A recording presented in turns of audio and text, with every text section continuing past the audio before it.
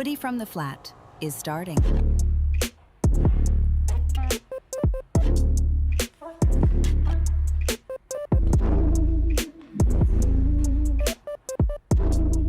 Footy from the Flat is starting.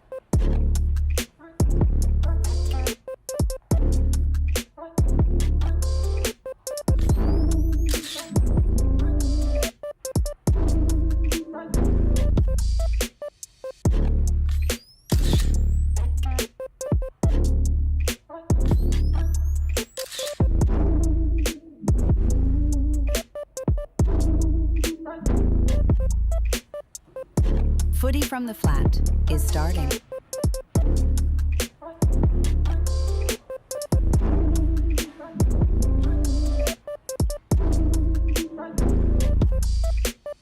The footy is starting.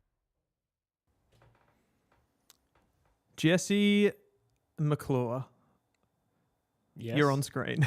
Good. If you look to your right, it's all about you. No. You're in your West Coast get-up. You got your cap. You got your scarf. I've got my scarf. It's North Melbourne versus the West Coast Eagles. Round 14, 14th versus 15th. Who's going to win today?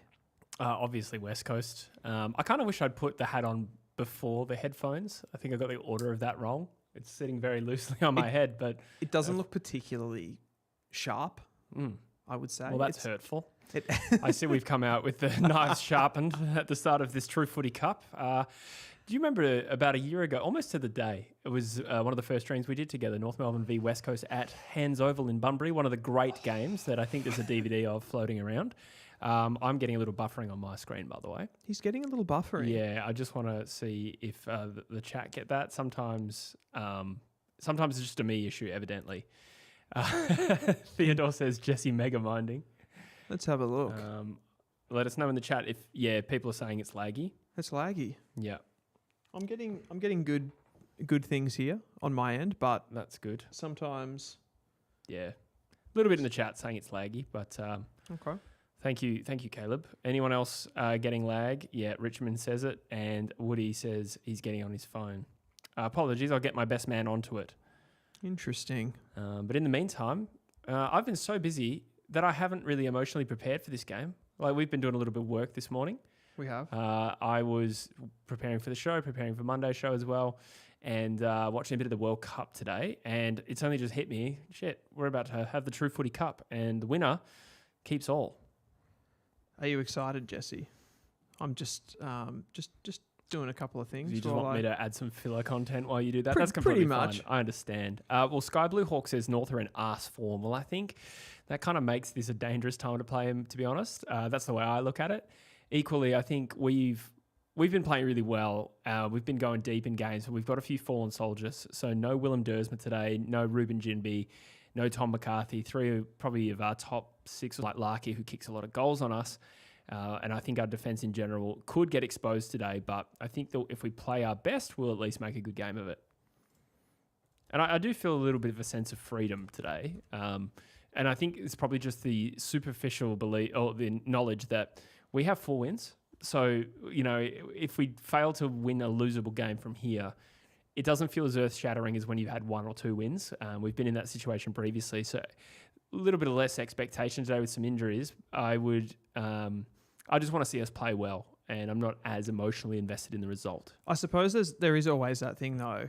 I completely agree with you, but there's always that part of you. It's like, what if we have a really shitty performance? Yes. You know what I mean? Yes, that is possible, I suppose. Like that's scary. It's like even for us. I kind of think that North Melbourne coming into this game, like we have to win this game. Yeah. There is more jeopardy in this for us. Like we're the team under the most amount of pressure right now. I would agree with that. But you don't let your brain go to that side where it's like, what if North lost by 6 goals today? That's embarrassing. Yeah, true. I guess this season has sort of demonstrated though that if we play terribly, it actually doesn't necessarily mean that's who we are. Does that make sense? Like we've ebbed and flowed this year, and our best is a version of this team that I think we're all pretty happy with at West Coast, considering the context. Yep.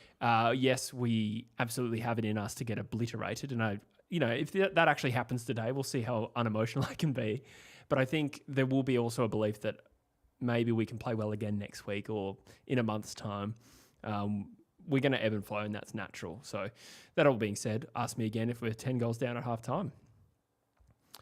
Theodore Higgins says, Clarko's sacking potentially on the cards if North are pants today.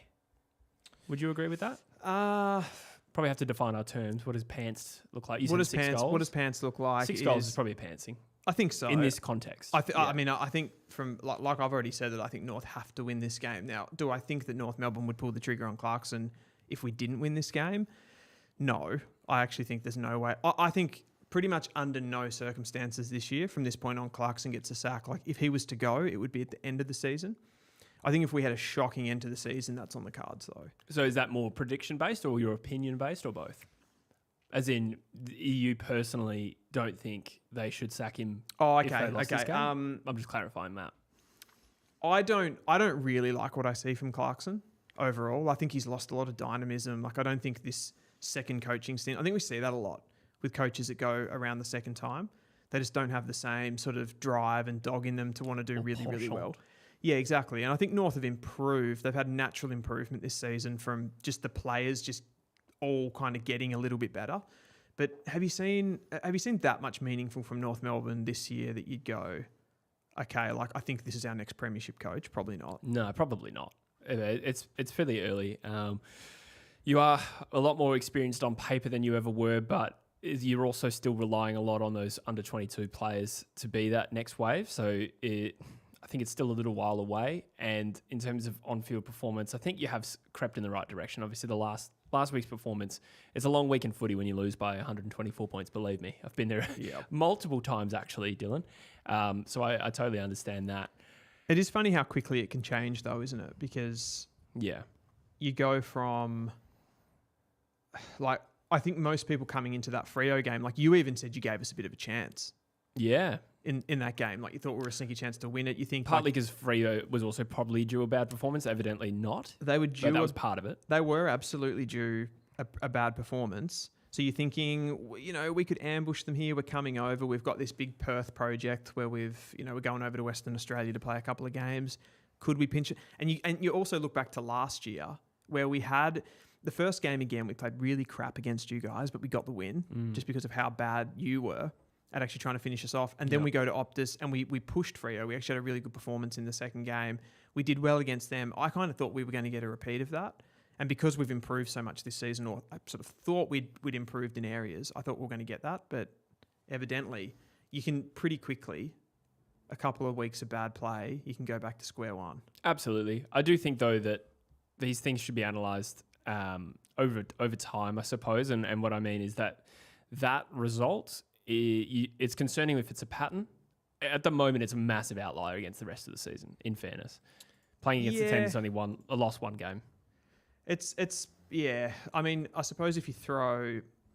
It's tough because you throw the Gold Coast game in as a positive because we came back from a long way, but there were parts in the early part of that game where we were struggling a little bit. We got down by 43 points, obviously, which was a part of the comeback. A couple of weeks before that, you've got the Adelaide game. So I feel like there is a fatigue and a tiredness starting to kick into this team. Now, I do think it's a different situation coming up against another bottom 4, bottom 5 fodder in West Coast Eagles. Fodder was harsh. For a team that has failed to beat us this year. Yes. You know what I mean, though. Yeah. Not fodder, not as in fodder for us, but like just a shitty team. Sure. Obviously, North are going to feel at least some level of superiority in this clash. Delusional perhaps. Delusional perhaps, but like we're going to feel like we can own you. Anyway, I suppose the point that I'm getting to, waffling on about all of this stuff, is for where we have been this season, we have to be beating you guys. We just have to win this game. You've got Willem Dersmer out of the side. You've got Ruben Ginby out of the side, who's arguably your best player. There was one, Tom McCarthy, another one of your like consistent week in, week out performers. Probably best on last week, I thought, against Port Adelaide too. We're pretty much full fitness. Yep. You are missing Foss as well, right? We're still missing Foss. Yeah. Taylor Goad makes his debut. But I think the outs from last week were mostly just dropped players that, Blamires actually came back in. Yes, he did. This week. I'm trying to think of the guys. Fisher got dropped. Let us help us out in the chat. help By us the way, out. we do have a super chat from Shoe Snatch and Willie, who has dropped a donation. Thank you so much. Says Kanga from a Lion supporter. Well, you are now blocked from the channel. I'm incredibly hot in all this get up, by the way. It's quite Okay, so warm. I've got the ins and outs here. So we've got Taylor Goad, Cooper Harvey, and Tom Blum-Myers coming back into the team. And it was Dawson who was dropped, Fisher that was dropped, and I think Hardeman injured were the three that went out. Yeah, gotcha. Yep. Sorry, I've been bamboozled by this comment. Eagles Gooner. I once saw Jesse at Applecross IGA. When I went to say hi and tell him I enjoy the content, I counted 12 cooked chooks in his trolley. Do what you want with that information. That did not happen. But the thing that's throwing me is I did live around that area. So unless he's recalled that, me saying that before, it's like I could have easily been at Applecross IGA. Have you ever bought? I've never bought 12. 12. I'm a one at a What time do max. people call those? There's like a something handbag. Oh, yeah. I don't know. There's a cool phrase for that. Yeah, real cool. Yeah. Will Dawson was dropped, by the way. That's hilarious. Yes, I said that. I said Hardeman. Oh, sorry. wasn't. Yeah, gotcha. Yep. You beat me to it. We got 103 in the chat, by the way. Thank you so much. We're also on Sideline FM if you want less delay. We're on Sideline FM. It is an audio platform, and it's sideline.fm/True Footy. Let us know how we're doing lag-wise as well. I think I fixed our little problem that we're having at the beginning of the stream. It's looked better for me. We also have Sideline in the chat saying, can't wait for the True Footy Cup. Thank you, mate. True Footy Cup, and Hotly anticipated. I think the coverage has just started. 4 o'clock has come around. So we're getting the score come in from the Melbourne and Essendon game. Melbourne have won that game by 45 points. Any surprises there, I'm Jesse? shocked. Well, no, the only question mark with that game is that Essendon and their track record against Melbourne is pretty good, particularly in gather round. This being at the G, I was pretty confident the D's It felt like it would have been a travesty for Melbourne. A travesty. A travesty for Melbourne if Essendon did the double over them. That would be a That'd crazy be bad catastrophic. result for them for where they are. So where does that put them onto the ladder? The ladder's jumping around with the bye rounds, etc. It is. I'm just going to take stock of this a little bit. So, where is my ladder? Teams get flung around so quickly. Like I think Western Bulldogs had shot up to 5th or 6th last week. Yeah, well, Melbourne are 4th now, but they're 2 points ahead of of Hawthorn, but they've played in more games. They've also played more than Adelaide, who are 4 points behind them and have better percentage. Adelaide are coming red hot right now. Adelaide are coming red hot. What do you think? Not a thing people say. coming in hot. Coming in hot. Yeah. They, I want to say, dismantled the Western Bulldogs. I think that's probably a fair call. Yeah. 10 goals. We've been copping a lot of shit from Western Bulldogs fans, I noticed in the chat. And Adelaide fans. This morning, our youth points series dropped. Oh, yeah. Yeah. Max Michelini. Yeah. I don't think any of our youth points series videos have gone down well. They never do. No. They never do. It's always tough. But, yeah, I think the Western Bulldogs, it probably has to be said that this year, based on what they've dished up, are we saying frauds? The Bulldogs? Mm. Yeah. Frauds? Yeah, I think, they've lost that. I know we talked about this last week. They've lost that ability to punish teams. Yep. And I think, if I'm not mistaken, didn't it? All the numbers were in the Bulldogs' favour last night when they got pumped. Like in terms of the midfield and like supply, I think scoring shots were equal. I actually haven't had a look at the stats for that game. I did watch it. I'll review it, but I think it was the stats would imply the Bulldogs could have won. I think it was even a 4-point win to Adelaide on expected score. But those games, surely that wasn't the case at quarter time when they were 56-7 down. No. So like those games with such a big margin. I didn't mean to dress that up as they actually did less of a bad loss. I just mean that that was a weird one. And my point was more that they've lost their ability to punish teams. They have. Which is further evidenced by that. Yeah. Monkey Man has just become a member. Would you rather Ben King or Nick Larkey? Oh, I like these. Who would you rather? Oh, definitely Ben King. Yeah. 100%. I think so too. I don't think that's playing in a better team, but yeah. Yeah, I don't think that's particularly close. Yeah. I think he does pretty much. I mean, it's a good comparison because they are similar types. I just think Ben King does it a lot better, which makes it an easy decision. So, yeah, I'd definitely go for Ben King there. What do you think of the Adam Treloar situation? He looked really, really slow, really unfit, and most people calling for him to retire now. Yeah. Based on that performance. Yeah, I think it's a Monty to happen. I think the Bulldogs would, with all due respect to a great player, I think it's for where they're at. It's also probably the right thing to move on. Yep. They've got a couple of those older types, and potentially Zach Butters. Who knows? And even without him, I think it's probably time to part ways. That's fair. That is a fair call. In other news, Matthias Philippou has been dropped by St Kilda. I didn't actually see that. Yeah. Yeah, right. Wow. Dropped. Yeah. He's had a poor year. He has, yeah. And I think I in particular was quite generous on the youth talent series. What did you give him? I think we ended up +3. Yeah, I think that's still probably fair on points. On the talent, yeah. I'm getting concerned about him now, though. I think his year's been really, really poor. I think he's just trying to do everything. He's kind of bought into the fact, whether that's been the hype around him in general, whether it's been... I know that he's like reportedly got a bit of an ego. Like he likes to at least performatively, he likes to kind of come out that he's, kind of got tickets on himself. I don't know how real that actually is. But he's kind of bought into it a bit, hasn't he? He's got the big pay increase. He's got the salary there. And it feels just a little bit like he's going for the Hollywood balls. He wants those, he goes for those really difficult kicks. And I'm not sure if he actually wants to put in the work, Jesse. Do you think a fresh start could be a good move for Philippou? Like, I could just see him ending up at Port. I know what you mean. Like, and that's kind of always like a circuit breaker sometimes that players do need. But like, it feels unfair that players... It's a little bit similar to the Bailey Humphrey situation, where Bailey Humphrey is, at the moment, he's out of form. He's clearly a highly talented player and we saw what he did in the finals last year. That's kind of like what Bailey Humphrey can become. And he's done it for just sporadic little periods in his career. But it annoys me that they think that they can kind of just get a move away and not that that's got anything to do with Philippou, because he's not brought that up, but to kind of be in bad form, I almost want to see them work out of it. Yeah. As opposed to just leave and get what they want and get the big contract, because they've got the talent to kind of, I guess, attract big offers. Yeah. But I kind of want to see, I'd rather see them actually graft and kind of put in and get there themselves. Yeah, so. I get that totally. And I'm not suggesting he will move or that he even wants to, but sometimes, especially with a contracted player on a decent amount of money, you do see that as a little bit of a catalyst for moves sometime. I did read as well, Charlie Ballard, the Saints are monitoring him very closely, which for a start was interesting given they just got Silvani. But, another contracted player at the Gold Coast Suns, not going to be super cheap, I wouldn't have thought. I think then again, these all are factors that could push a Philippou out. Again, there's absolutely nothing to suggest that he's going to leave. I'm just sort of spitballing here.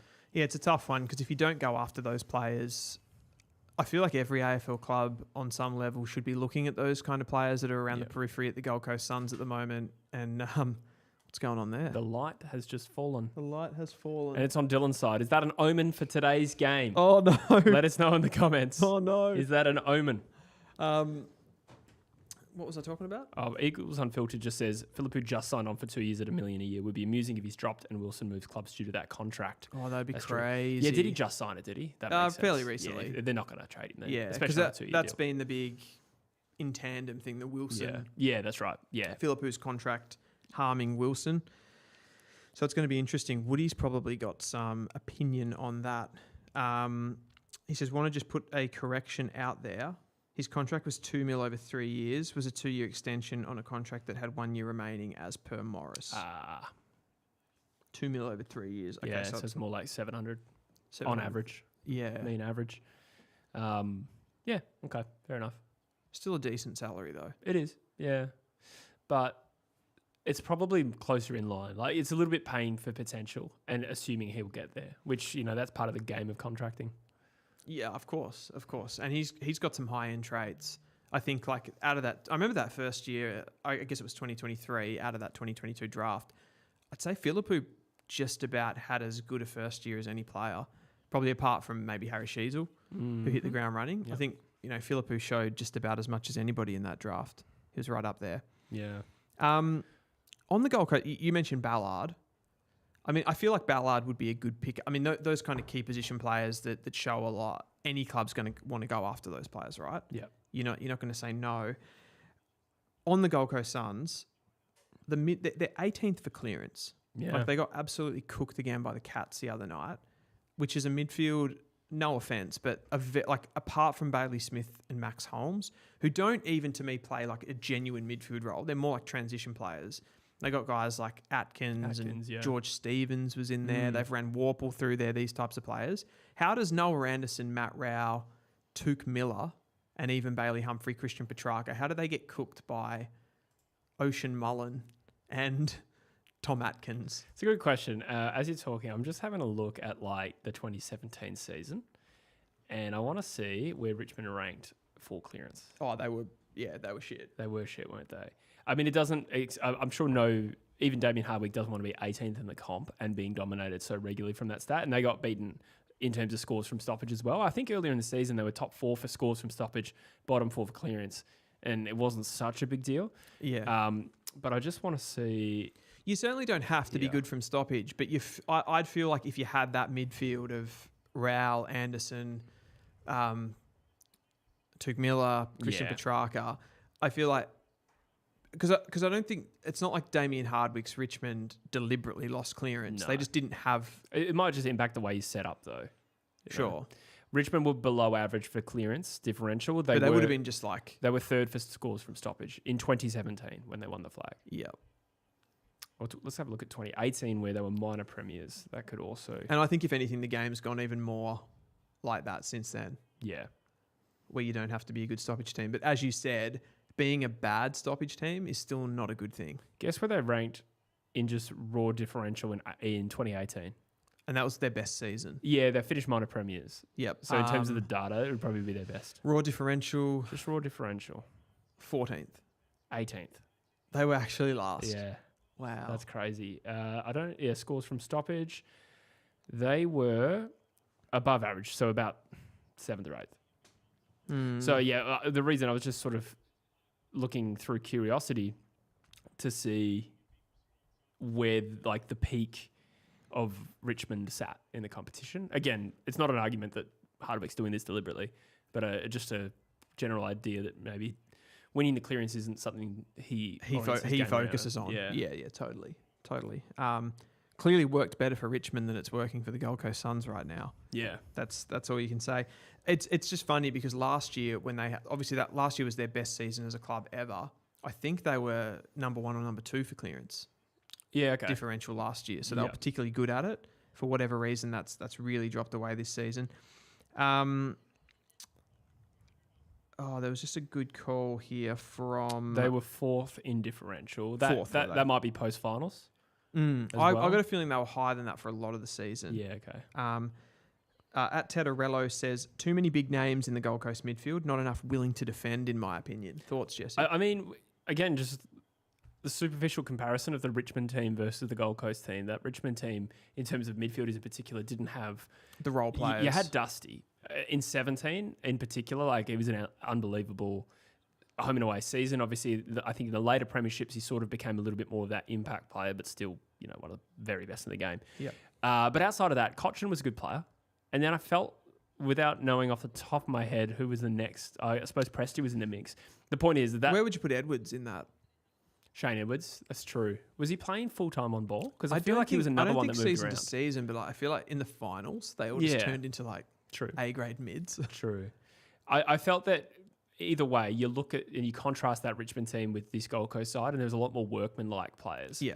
I suppose Liam Baker would be one that comes to mind. Jack Graham has won at least 2 premierships at Richmond, if not 3. I think it might have been 2.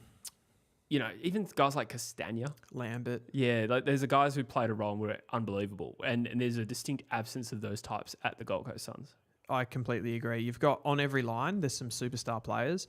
It feels like when you look at the Gold Coast Suns midfield, they're all ball hunters. They all want the football. Like even I would consider Tuke Miller in general like a defensive type player. Like he likes to tackle and those sort of things, but he was still hurting. At his best, he was a ball hunter. Yeah. Like he probably averaged the top disposals in the competition a few years back. Yeah.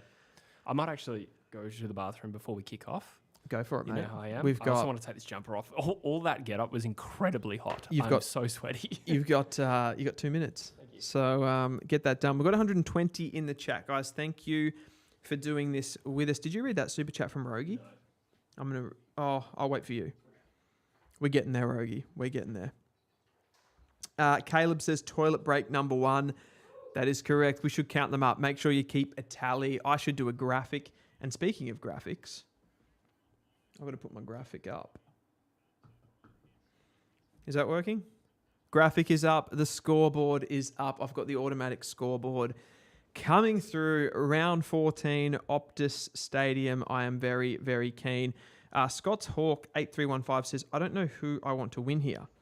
My relations over in Perth are Eagles fans. However, I'm from far north of Scotland and like Dylan Alexander. Oh, thanks, mate. I appreciate that. Go Hawks. Go Hawks. The Hawks aren't in the game. The Hawks aren't in the game. We've got the Eagles and the Kangaroos, but you might be just a Hawthorn supporter anyway, Scott. I'm excited for this. I'm a little bit scared. I've got some hesitation. Like, if we lose this game, I worry for us. The media are going to come so bad for us if we lose this game. So bad. And it will be really, really disappointing. There's this little run of games. I feel like we kind of have to take all these wins because we haven't really been able to push the top level teams this season. If you look at our record against, other than the Gold Coast Suns win, which like you look at their form at the moment, they're in terrible form. They were away from home. We came back after being 43 points down. Other than that one win, we've only beaten these bottom 4 sides essentially. So I'm nervous.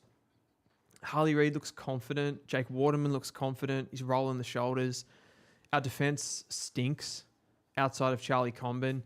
Griffin Logue could get an absolute bath. Is that Luke Parker playing on Brady Hoff? Well, Brady Hoff would be on him.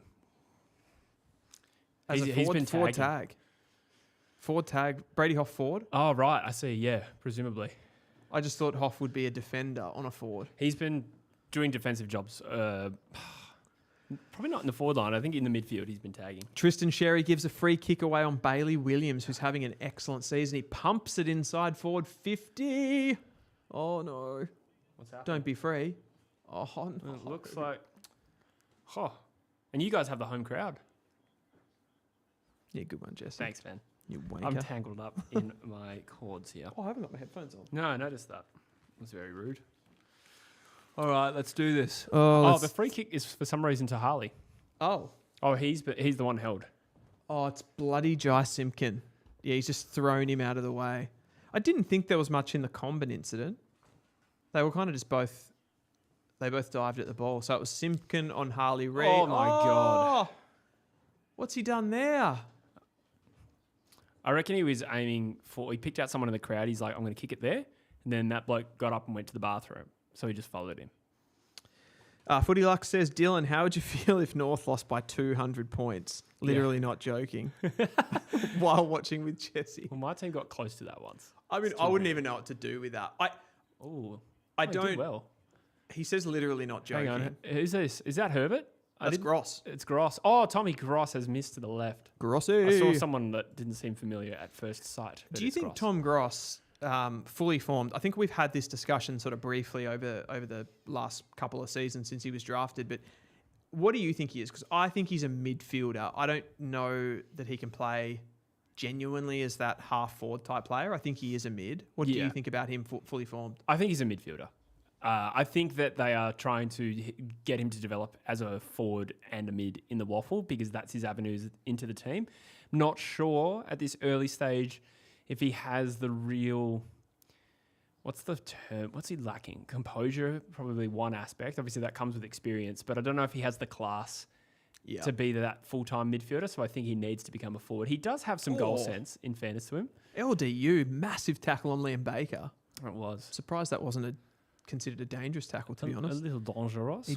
We do have that super chat from Rogie I want to get back to. We've got to get back to that. Shane Lincoln says, how's the projector looking? We haven't got the camera on it today, but it's looking fucking... In the description of this video, you can find the website where you can get them as well, by the way. Yep. So if anyone wants to learn a bit more about them, they are in the description of this video. Rogie, thank you so much, says, Neil has met with the Pies and is attracted to Collingwood according to Tom Morris. It's Tom Morris, so take it how you will. Anyway, it's arse bowl time. That is what they call this. Yes, I've seen in multiple sources now, Lachie Neale has met with Collingwood. I think Sam Edden reported that yesterday too. Get up, get up, get up. Oh, that's Darling. Darling against his old side. Looking to kick a bag on this Hopefully a flower bag junk of a team. would be nice. I was waiting for the response. I don't even have to set you up. I'm nervous. Twice the pride, double the fall. Land that right, Rogue Riot. Did you get to the Rogie chat? Yeah, I did. You did. It was, he said arse bowl and the Lockie Neal rumour.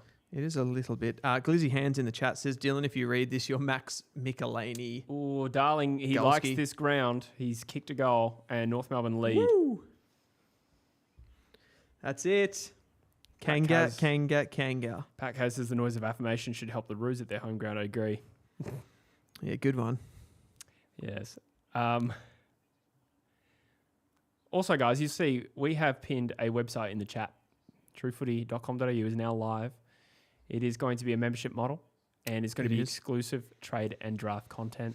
All of Dylan's draft profiles, power rankings, mock drafts. There's a draft simulator in there. We've taken it up a notch, haven't we? Yes, there is a trade rumor segment that I'm running as well. Every trade rumor you can find that comes from a reputable source, linked, collated, dated, everything. You can go look club by club.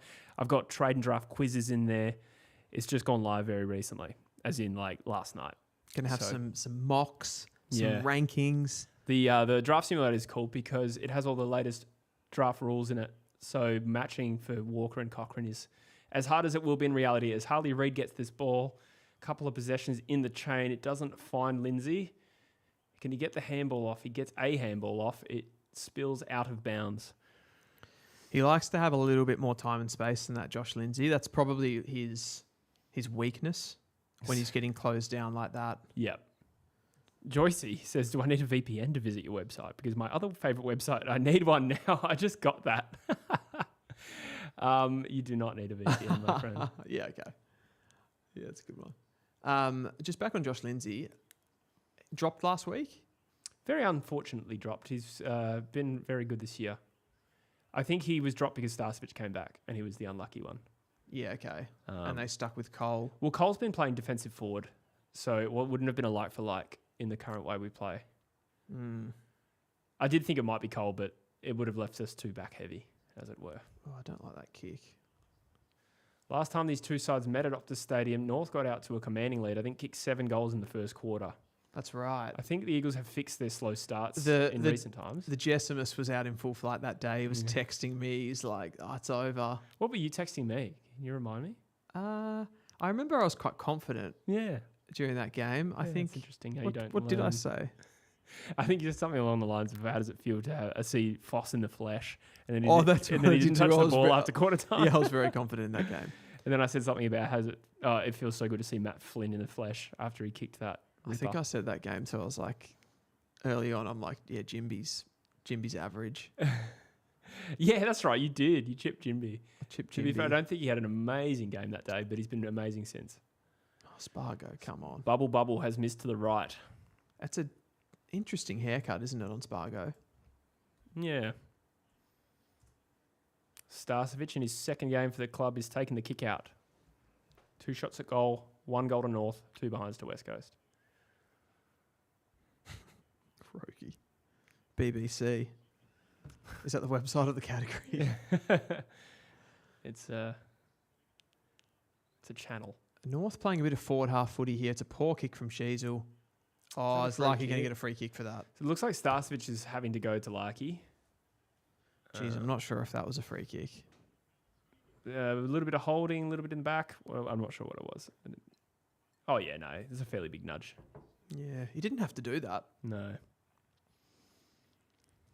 Port Adelaide versus Sydney coming up next at 7:15 p.m. I don't know why that feels like that's got a danger game written on it a little bit for Sydney. Because Port Adelaide always beat them. Do they? They have a really good record. It's like the against Hawthorn Sydney. thing. Yeah. They beat them by 112 in the year they made the grand final. That's right. Larky has chipped that. Closer to the behind post than anything. It's a behind. It's a shocking kick. That's the sort of thing, though, that I'm talking about with Nick Larky, where I say, like, does he actually crash many packs and put a ton of pressure on the opposition? Like, I feel like he finds his way to... It's more of a goal sneak. He's a goal sneak. Like that. I mean, even that shot there that he's generated, it was kind of out of nothing. Yeah. It was like, I suppose, crafty, you could say.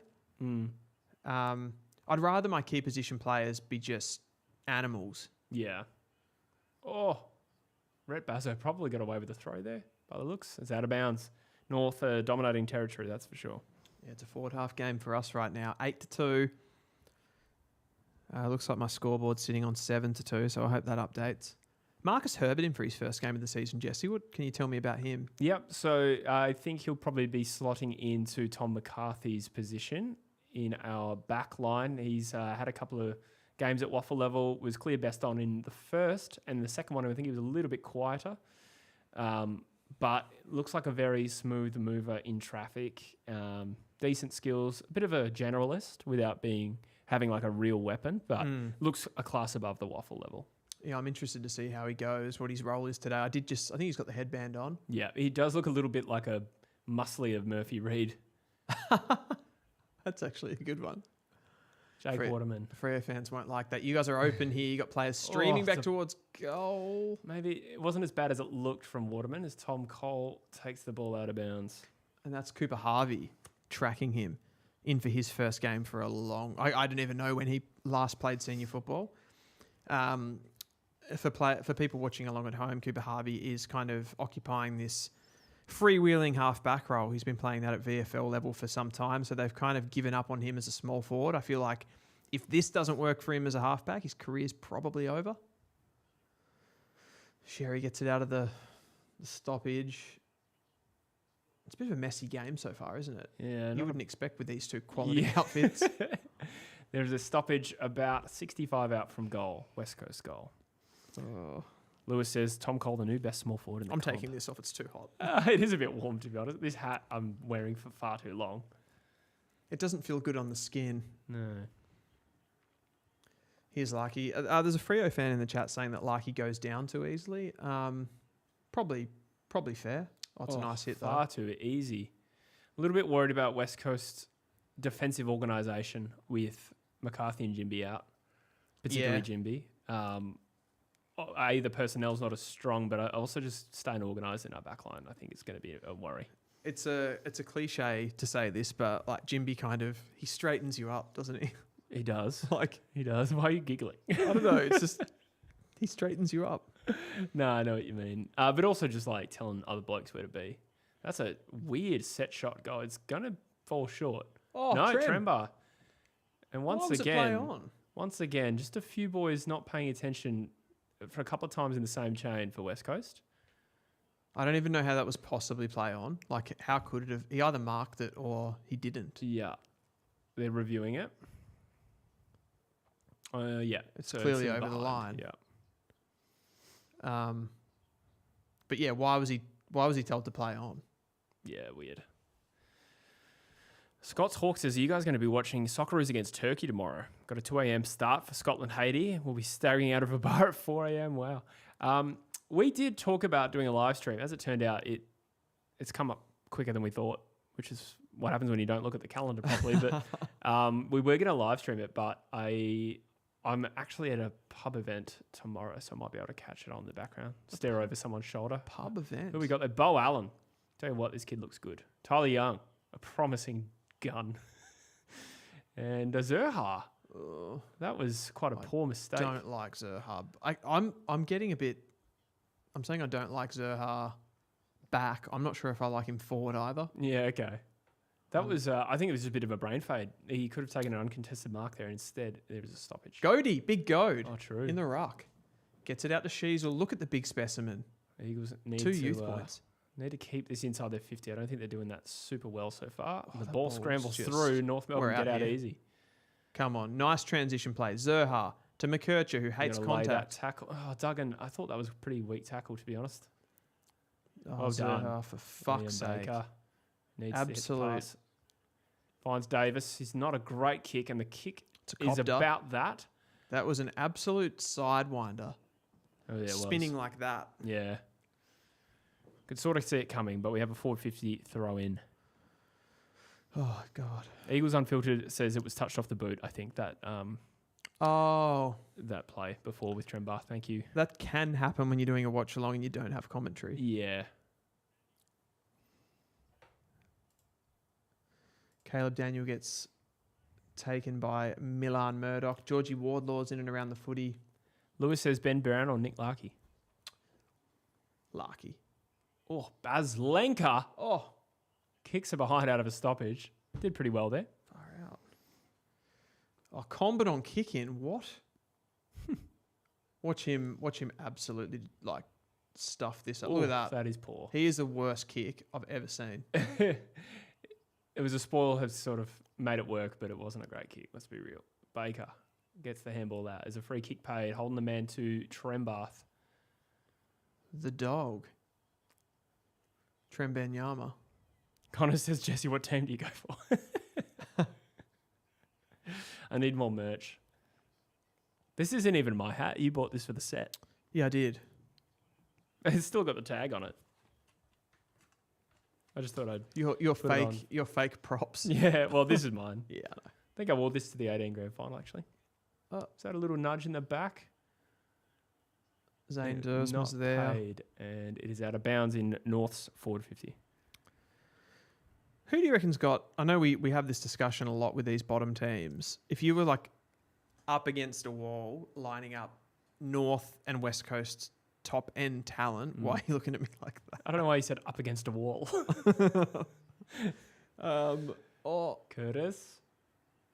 Across the face of goal, it'll be a throw-in. Throw in. If you were lining them up against a wall, North Melbourne and West Coast's top end young talent, whose is better? Are we going like best 5, best 3? Let's look at their top 20 draft picks, maybe. Okay. So you've got pretty much it all sort of started with these two teams in 2022, where they both kind of hit that 2022 draft heavily, didn't they? Elijah Hewitt looking like Brandon Starcevic and kicking like Hamish Davis, but he was sort of pushed as he kicked it. You got it again. This needs to be better. It's not bad, but it's intercepted. Good attack, McDonald. Yeah, that was Milan. Yeah. LDU on the rebound here. And there's another whistle. This is a heavily officiated game so far. I don't know what's happening. Or maybe they're just stopping play because Hamish Davis is down. Shit, what happened there? Was that with the Luke McDonald? I thought that was Milan Murdoch that was in that contest. So There he is. Oh, no, he's been pushed, crunched. I think he hit the ground by Curtis. Let's have a look. Let's have a look. Oh, yeah. No, that's... Curtis has got a bit of a penchant for those tackles. Oh, yeah. Well, that's not great to be a man down for one of our hardest runners as well. I think that could have an impact. Yeah, that was definitely face into the ground. One down on the interchange wouldn't be good. Who have you got next he week? looks... Yeah, he looks bad. He does. Who have you got next week? Do you know? That's a really good question. Hang on. It might be Sons Paul Curtis. Yeah. Yeah, he didn't really need to follow through on that one. Team North Melbourne. Hang on. Amfdan says, Jesse, thoughts on bringing the 90s, 2000s logo back? Do you mean the one we won the 06 flag in, or do you mean the one we won the 90s premierships in? Because those are two different ones. Nah, I don't think there's any need to go back. But I do get a little happy dopamine feeling when I see the 90s Eagle logo. Do you get like that with like retro North stuff? No. No? Nah, fuck them. No, I probably do. Now, the one that probably jumps out for me is the 90s, like the kangaroo. You know, it's got the half stripes, I suppose you would call it. Yeah. Into the kangaroo. Into the blue kangaroo. You like that? Yeah, that's a nice one. That's what about that orange one? You should bring that back. Yeah, we should bring that back. Said no one ever. It'll come back sometime. You just know. Just for a week. That one's, gathering. I think, like North fans love that jersey because it was synonymous with winning. Okay. Yeah. What's happening here? Okay. I thought it was a West Coast. I think it's a free kick to Larky. Yeah. Okay.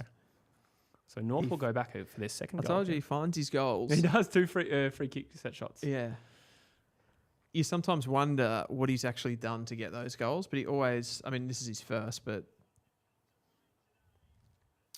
it's an interesting one. The crowd don't seem happy, even though it is our home game. Yeah. There's booing taking place. Possibly for free kick. Either way, Dersma had the mark, right? So not sure what like the big deal is. I think he was held. I did see him kind of... Yeah, so he's held, but Dersma takes the mark anyway. So if you call play on, it's a goal still. Yeah, exactly.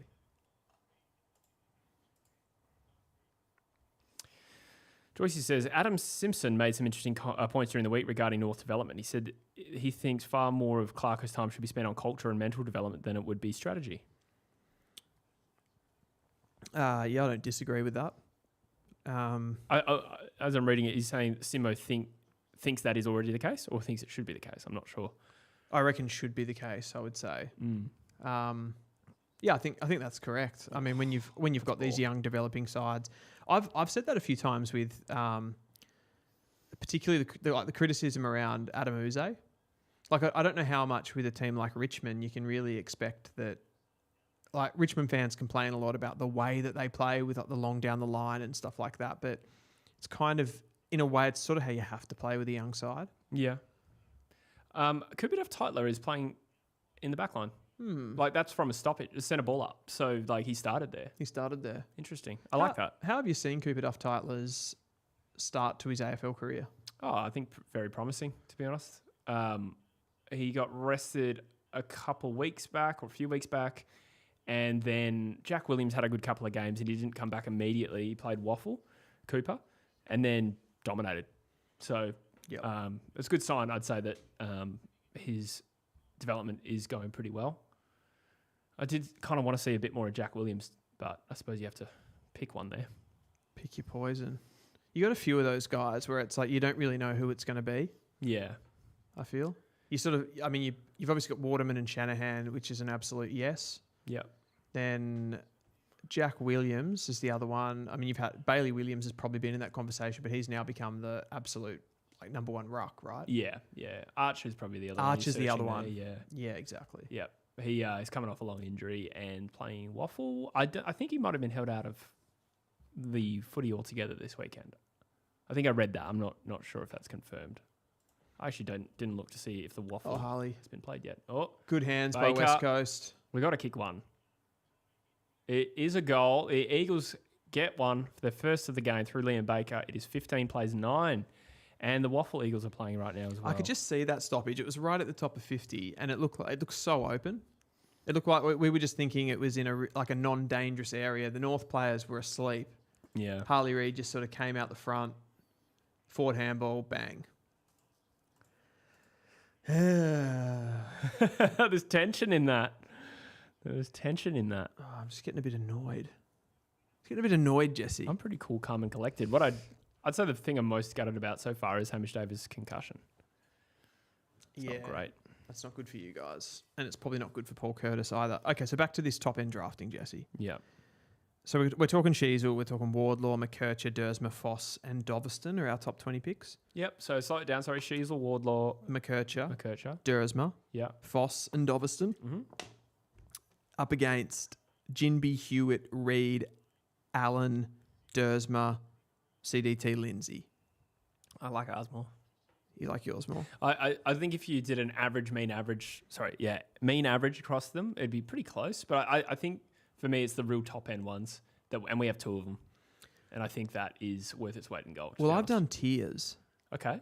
I've actually put them into tiers, and I want to see what you think about this. Okay. So I've gone tier 1, the highest quality. Mm-hmm. Who do you think's going to be in there before I tell you? Reid and Dersma are, and I reckon you might slot Foss in there too. If you ask me to guess, I've got 4 players in there. 4. So there's Wardlaw. Yeah, the other one. Yeah. Yeah, that's correct. Yeah. I would take our pair over the other 2, but I agree that with the potential. That's fair. So you've got a 21-year-old Reid and a 19-year-old Dersma. Mm-hmm. Player ratings. Who of those 4 players is the highest rated player in the competition? It's going to be a North player, isn't it? This is such a setup. It's not a setup. I'm not even it's kind of irrelevant. But when I was doing this, and when originally I didn't have Wardlaw in there. Oh, Gross. Oh, I didn't quite finish the tackle. Sorry, yeah, go on. I didn't have Wardlaw in there originally. Oh, here we go. Gross again, off the left. He's busy. Yeah, it's his left foot. He's a little bit like that. He makes things happen, but the end product is like it's not there. It is his first game of the year, to be fair to him. So no hard feelings. But North on the counter, Herbert. Yeah, so initially I wasn't sure. I was 50-50 on Wardlaw. And then I'm like, based on his... Currently, as it stands, George Wardlaw, he's only played 9 games, so he hasn't played the full complement, but he's ranked 29th in the competition for player ratings. Yeah, wow. So he's already a top 30 player. Yeah. Well, Harley was 20 a few weeks ago. Has that changed? Yeah, he's not now. Okay. His average player rating is 12. Wardlaw's is 14. Yeah, right. So he's a little bit down. Foss is also 12. Yeah. So Foss and Harley are about the same. Yeah, okay. As it currently stands. Foss 1 year less in the competition. Oh, and Dersma's a 10. So Dersma's doing incredibly well, averaging 10 player rating points in his first season. Yeah. But those are the 4 that I've got. Would you agree with that those 4 are in the top? Yeah, I think so. You don't disagree with any of that? No. I do agree with you, though. You've got 2 number 1 draft picks there. We've got a pick 2 and a pick 4. Yeah. I think that's right. Or is Wardlaw 3? Might have been 3. 2 and 3, 1 and 1, I guess. So it kind of makes sense that yours are probably more match winners there. Dill Stevens. Looks to the right. Skinny. Tier 2. Who is in Tier 2? High quality. Jimby. Yep. Sheasel. Yep.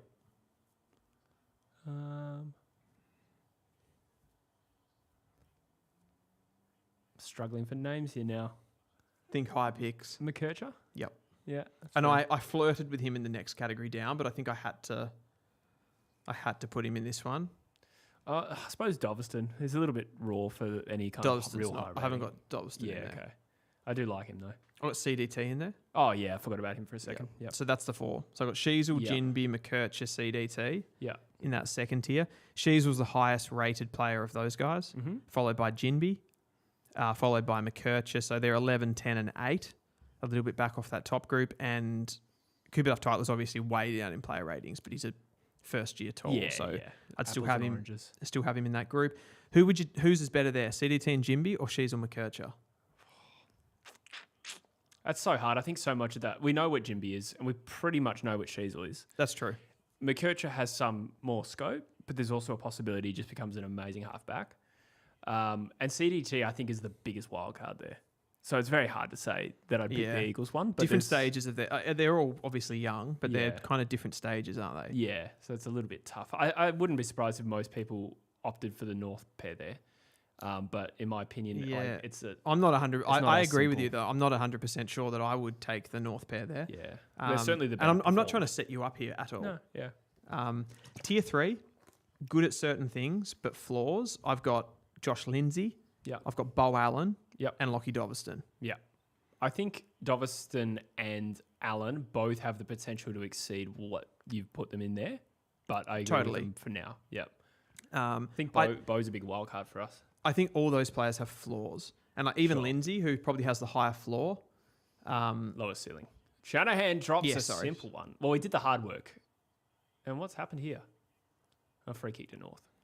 And then I've got tier 4, which is I'm not sure they'll make it. And I've got Elijah Hewitt and Zane Dersma. Yeah. Elijah Hewitt has a 3 player rating. Dersma has a 6. Yeah, I think people jumped off Elijah a little bit earlier. He is struggling, but it's like... I guess the other factor there, though, in this group, they are the oldest. Or particularly Elijah Hewitt is in the oldest category of player, and he's probably shown the least. Is that fair? Oh, no. No, last year he was very good. I think he's shown more than Dersma, comfortably. Of Zane Dersma? Yeah, but he's played more footy. Well, we know, but they're in the same group. So okay. I thought you meant less than Dersma. No, I didn't. I think he's shown more than CDT. He's just but he's had way more opportunities. Isn't he? It's almost impossible that CDT would have shown more. Well, that's true. I think Hewitt's top level has also been better than a Lindsay's. Oh, nice hit up there. Daniel's a darling. North all over West Coast at the moment. Baker's also off the ground with an injury, or suspected injury. The part of that drafting that stands out to me is how much more balanced yours is, though. You've got different types of players. You've got utilities. You've got tools. You've got, I suppose, not so much small forwards, if there's one position that's probably lacking, but you've got a good blend of like midfielders, utilities, and tools. Yes. CDT and Jinby, particularly. You've got a key defensive player locked down. There's Shanahan as well, who wasn't in the top 20 and therefore not in that list. Shanahan as well. I mean, I suppose we could... diabolical. Oh, that's bad. There's been so many of these to start the game. We're not even at quarter time, and you can make a little highlight reel of how many unchecked North players are in their forward line. And the amount of times it's Duggan behind them. That's not something I would normally criticise him for. That's so frustrating when it's just a kick mark game like that, and the opposition can just find a target inside 50. It kills you. Yeah. Sheasel will probably kick this too. Yeah, I did say at the start of the game, without Jimby, I'm worried about how we structure in the back line and set up. And I think that has looked very accurate. Not like the kick. The kick was very inaccurate. Bloody missed it. He was getting let off a little here. People in the comments. So Riff says Shanahan. So what I did there with that exercise, it was purely top 20 picks. So Shanahan wasn't eligible. So there was no Trembath. There was no Shanahan. That was why I frowned while you were talking, and then I realised why. Yeah. Smitzer said Elijah Hewitt wants 4 years at 2.8 million. I think what's getting lost in there is like, what is he demanding versus what is the rumoured offer? Because I read that the Eagles offered him that. Yeah, right. I didn't hear anything about what he asked for. Oh, that's a good tackle. That could be ball. Just a little bit of a hesitation from Luke Parker. I'd pay ball on that. I'd definitely pay ball. And they have indeed. Bo Allen. Bo Allen's another wild card for us. I think there's a lot of potential there. Absolutely. High ceiling. I'd say decent floor, but not as high as like a Lindsay. I think you've got Harley Reid and Willem Dersma, who are those like probable midfield pieces. Oh, yep. What's happened here? The umps have just not stopped blowing the whistle today. It's crazy. I'm not saying they're not there, but the free kicks are dominating the game. It gets frustrating, doesn't it? Yeah. Not a lot of flow to the game. It seems to be West Coast giving them away. Again, not saying they're not there, just that's what's happening. Yeah. No, I agree with that. Didn't see a replay of that. It is sometimes typical of like poor teams, undisciplined, they get caught out. That's true. And they give away kicks. Yeah. I sort of agree with you. When you actually isolate them, they're all there. Like I think that Larky one in the goal square was there, but it was also like just let it play. We do give away a lot. We are bad for our discipline quite often. What do you reckon of the shaved head Elijah? Do you think that's sort of like new year, new me? I think that's areas? a mentality thing, yeah. If I had to guess, yeah. It's something I've done by myself, so it must be just like this male instinct. Totally. It's like, no, I'm serious now. Yep. Big change. Milan Murdoch wins at the stoppage. There is Elijah. It's easy to mix up with Starsvich. It is Hewitt, though. It's Hewitt. Yeah, I know. They kind of have a little bit of a hunch. Yeah. He gets wrapped up there by LDU, and I'd say that's the player that Elijah Hewitt probably wants to be like. Hey, free kick West Coast. Brody Hoff wins one at the stoppage. I think it's Harley. Oh, it looked like a Hoff on the ground. What was the... Teresa says West Coast can have Bobby Hill for a fourth rounder. Done. Oh. I don't know what's going to happen there with Bobby Hill. What's happening now? 50-metre penalty? What's going on? I feel like if West Coast convert here and are 2 points down, that flatters them a little. Yeah, not massively, but definitely a bit. It's come back. No, it's just come back. Never mind. So it was Hoff. You were right. Yeah, okay. Right. I reckon Harley took the kick and it was stoppage inside 50. So you've only had that stoppage goal that was on the top of 50, the Baker one. That's it. Yes. Yep. Harley lurking, falls to ground. A free kick paid. Oh, God, that was a simulation, wasn't it? Surely. That looked like an absolute dive. Fuck me. Hook, line, and sinker, my friend. No, I didn't see it. I saw him go down. I can't tell you. He had the Superman kind of like... Yeah, but people do that when it's real sometimes. I want to see this. I really want to see this. Watch him. He definitely accentuated it. It was a little hold. It was harsh. On the second angle, it looked even harsher. What do you think? It was not terrible. there. Yeah, it's not there. On the first angle, I thought there was a little nudge. I mean, you can all I suppose with all of those, when there's touching, you can always make the argument he's kicked it. You can always make the argument that there was contact, and LDU did have his hands on him. Yeah. I feel like a lot of those get missed. So yeah, they do. We'll take it. I think when Griffin Logue came over, he sort of nudged into his back a little bit, and that made then Harley kind of felt that and went down. That's how I feel. Oh yeah, so there was a push on that angle. Griffin Logue, yeah. I don't dispute at all that Harley accentuates it, but the push is there. I don't know what Griffin Logue's doing. Yeah. Like, what's he doing? I have no doubt Harley goes looking for him, and he takes an opportunity, as does someone like a Nick Watson, right? Yeah, I'm not like... Yeah. I'm I'm more calling out the umpire for that. Yeah. More as in, like, don't pay it. Yeah. I'm just also clarifying my position. I'm not denying the... I feel like we're having this really nice argument about this. No, I actually think you're a really good friend. What's happening here? Oh, it's another free kick. Oh, it's like hard to watch. I'll take it this time, but I really don't want this to just be free kicks all day. Harley up to possession 9 or 10 actually. That's a big first quarter. I reckon if this gets really close, we're going to shit ourselves. Yeah, exclusive members only content. Yeah, and then North will lose the game. Well, we do have a super chat. Zewit, thank you, mate. Says, not a North game without Logue or McDonald howlers. Yeah. Harley. Oh, That's yes. that's a free One kick. wasn't enough. He's gone back. And this, with a minute to go, would put the Eagles in front again. It feels a little flattering to us, although I suppose we have had a little more territory lately. We're unwinding here, Jesse. I think this is going bad for us. Well, this is early. That's not a free kick. I'm kidding. That was a free kick. That was definitely... No, Logue, on the previous one, I think someone's put in the chat here, Logue put 2 hands in his back. That is true. It was a bit sloppy from Logue. It was a bit sloppy. Let's be real.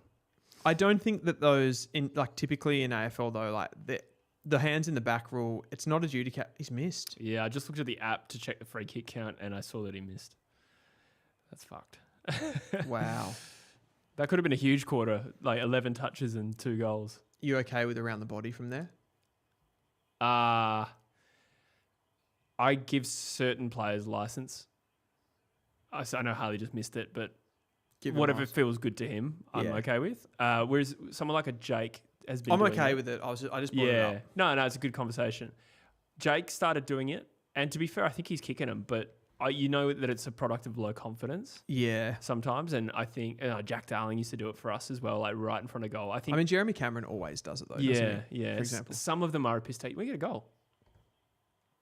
What? Some of them are a piss take, but on that one, I didn't mind it. Brody Hoffers kicked a goal. We were gas bagging. Andy Like Sports says 19 free kicks in a quarter is wild. Yeah, I'm just trying to see that. I don't feel like we've had any open play for the last 5 minutes. Like, what happened here? Oh, it's that. Oh, is it just an undisciplined one? What happened? I'd rather we earned it properly. Is that what it was for? Yeah, free kicks are 9 to 10. I agree. I can hear David King saying that you just got to be better than that. I think he's probably right. Like, we've lost the plot a bit here. Yeah. The umpires have really set a precedent for like calling absolutely everything though, haven't they, in this game? The Eagles' last 3 shots at goal have all been from free kicks, so we're in front, which is good, but I'd like to see us start earning them more directly from our football. Sheasel to Simpkin, where this is what we do a lot. See, we've just gone backwards 20 metres from the centre stoppage win there. That will be quarter time. And I haven't seen Baker yet, so as it stands, West Coast might be 2 players down. Let us know in the chat if he has come back on. 17 to 22. Oh, there he is. Never mind. Sorry. Liam Baker's good. Hamish Davis, I think we can rule out, though. Oh, Gross is fiery, isn't he? Oh, yeah, he loves it. He loves it. It's good. Bit of lip to Tristan Sherry. Imagine that. Like, you haven't played a game all season. You come back in and you're just giving it. Yeah. You'd have to have some confidence. Wouldn't you? I think he definitely has it. I'd just have the head down. I'd be like walking off. Yeah, I'd be like, sorry, guys. Yeah, sorry. Lewis, thank you, mate, says, if Bailey leaves West Coast, what compo pick would we get for him? Do we also offer Hewitt 700k to Arthur Jones, and do we get Snell with our first pick? I'll quick fire these. I don't think Bailey will leave. It's hard to say what. But if he does. Yeah, what's the compo pick? Like, he was worth nothing 6 weeks ago. Yeah. And now obviously there's always a little premium on rucks in form. Like come at the end of the season, like the right club could offer a big deal. I don't think we can rule out band 1. But without knowing what the exact thing is, like maybe band 2 is possible. What would that net, like a second rounder? Yeah. End of first, I think. Sorry, end of first round. So like late 20s. It's like one of those things you like, that sounds, for what Bailey Williams was as a player, that sounds like a pretty good deal. Like we can turn that into a decent player in the second round. But at the same time, you're also kind of thinking he's just emerged. Yeah. You're just starting to get some return. And any similar type of player that you bring in the door is going to take even longer again. Absolutely. And we go back to the well with Matt Flynn. I'm not sure about that. Yeah. Also, Bailey came out and said he's keen to sign. So it's probably not happening. Yeah. $700K for Arthur Jones seems generous too. I think I'd rather pay Hewitt than Arthur Jones. Bearing in mind Artie's playing better than Hewitt this year. But I reckon you need Jones more. Oh, in today's team, yes. But long term, I think I'd rather keep Hewitt. Not sure I agree with that. No? No. I think Arthur Jones has shown more as a player. I think there is definitely potential in. Nah, I don't agree with that. You don't agree with that? No, not last year. Hewitt. Sorry. How good was Hewitt last year? Did he fucking win the Brownlow or something? Yeah, he did. You missed that. Yeah. No, but he kicked he had a few really big games where he was kicking goals from 50. He kicked 2 against Melbourne, 3 He against. showed some signs. Those games were better than anything Artie Jones has done, and Artie Jones has been going well, but Hewitt was outstanding. I completely concede he's a long way from that now, but I don't think that's disappeared. No, it hasn't. You were a Hewitt fan at the start of the year. I am a Hewitt fan. I am a Hewitt fan, but Artie Jones has had a good season as well. Yeah, but I'm surprised that Hewitt in this season, so what are we we're at now, 3, 4, 5, 6, year 4. I thought he'd break out last year, and he did to some degree, but it was still only flashes. It wasn't consistent performance last year. He'd missed his entire year before that, and this year he had no preseason. I know. So body is a factor. Body's a massive factor, but... And confidence now, I'd say. Yeah. He needs some continuity. He was also playing forward, which I don't think is his natural game. I'm surprised that he's been... I'm worried... The part that I'm worried about is that we're talking about, he's been in and out of the team, which... You throw into the picture there the body, and then you go confidence is going to be low with getting dropped, and then there's all this talk that wants to go back to Melbourne as well. So he maybe doesn't even want to stay. He's from WA. Sorry, go to Melbourne. Yeah. Look, if he's keen to leave, then that's different. It's a bit worrying. As talented, he can be as maybe not the most talented player ever, but he can be as talented as you want. It doesn't mean that he's going to get there. No, absolutely. I just do feel like collectively even Eagles fans have jumped off him too quickly just for a poor patch of form off no preseason playing in the forward line. He's come back and been one of our best in the waffle each week, and I didn't expect him to dominate today, but we'll see how he goes. Anyway, moving on. I personally would prefer Hewitt, but I would like Artie Jones too. And Snell. I like Snell for West Coast. Obviously, we haven't had the champs yet, and we've got to see how they perform, but I like the idea of it. He's playing tomorrow. Yep. Up against, I think it's the Allies tomorrow. I want to say. I should know. It is. Yeah, must be. Yep. So they play tomorrow morning. Western Australia and South Australia had the big hit out this morning. We caught the end of that. Western Australia got them. Yeah. Leo Steed. The horseman. The horseman. He's a very noble young fellow. He is a very noble young steed. He was awesome. We've dropped off sideline. We've dropped off sideline. I'm sorry. Yeah, continue that point. We'll fix that. The steed. Yeah, we have too. Let's try that again. I think we're back. Yep. Blamires has 9 touches. Interesting. The steed. He's good. He had mid-30 touches. He kicked a goal. He was pretty much keeping that Western Australian team ticking today. His two-way running is immense. I think his technical stuff is so good. He just seems to have so much time on the ball, so creative with it, by foot, by hand. Really, really like him. He gives me vibes of a Seth Campbell. I like that. Yeah, he was one that I had sort of just started to lock into right before that performance today, and now he's probably raised his stocks a little too much. Yeah, absolutely. For my liking. Harley Reid has 5 clearances to quarter time. That's outstanding. That's scary. Do you get that for a free kick out of the centre? Because I think there's 1 or 2 of those, to be fair. Yeah, you do. Yeah. Yeah, it's still a clearance win. Yeah. Yep. So Leo Steed was the big one for the Western Australians. Cam Maynard. Kicked a couple of goals. He was the one with the exciting pace up forward. I didn't know much about him, but he impressed me in the little bit that I watched. Yeah, he was exciting. A few South Australia just didn't really click into gear. They sort of came late, but I'm excited for the national championships. Absolutely. We're about to get underway here for the second quarter. West Coast lead the Kangaroos by 5 points, and I'm scared. We got 118 in the chat. Thank you for joining us for the True Footy Cup. Chuck a like on the stream if you don't mind. That would be muchos apreciados. Eagles, NGA McGlade was decent, says Rifts. Yeah, he was good. Yep. There's a couple of bottom age defenders for Western Australia that were good as well. Baker, good to see him back on the ground, wins a clearing handball, and another whistle goes. Of course It's it a free does. kick. West Coast. Off the ball, something.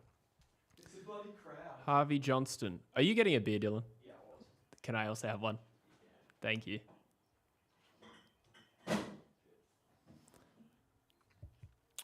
Rogie says Harley Reid on 69 Supercoach so far. That is nice. Look at Jinby in the retro. Actually, I don't know if that's retro, that trackie. Is that just our normal merch? It looks retro, but it's very nice. Yeah. Bailey Williams. Perfect model for the retro gear. Yeah. Bailey Williams versus Tristan Cherry. Taylor Goad also had 7 hit-outs in that first quarter, which is a good starter. A free kick this way to North in their back pocket. Smitster says Waterman very angry lately. That's true. Probably needs to do some mindfulness. The ball gets spoiled out of bounds by Tyler Young. What's going on with Jerry? Is he carrying something? They've been using him very differently. I'll let Dylan clarify that. I'm not sure if they've been using him differently. Obviously, coming off a big loss against Fremantle, in which Luke Jackson, who is admittedly a very good ruck, got the better of him.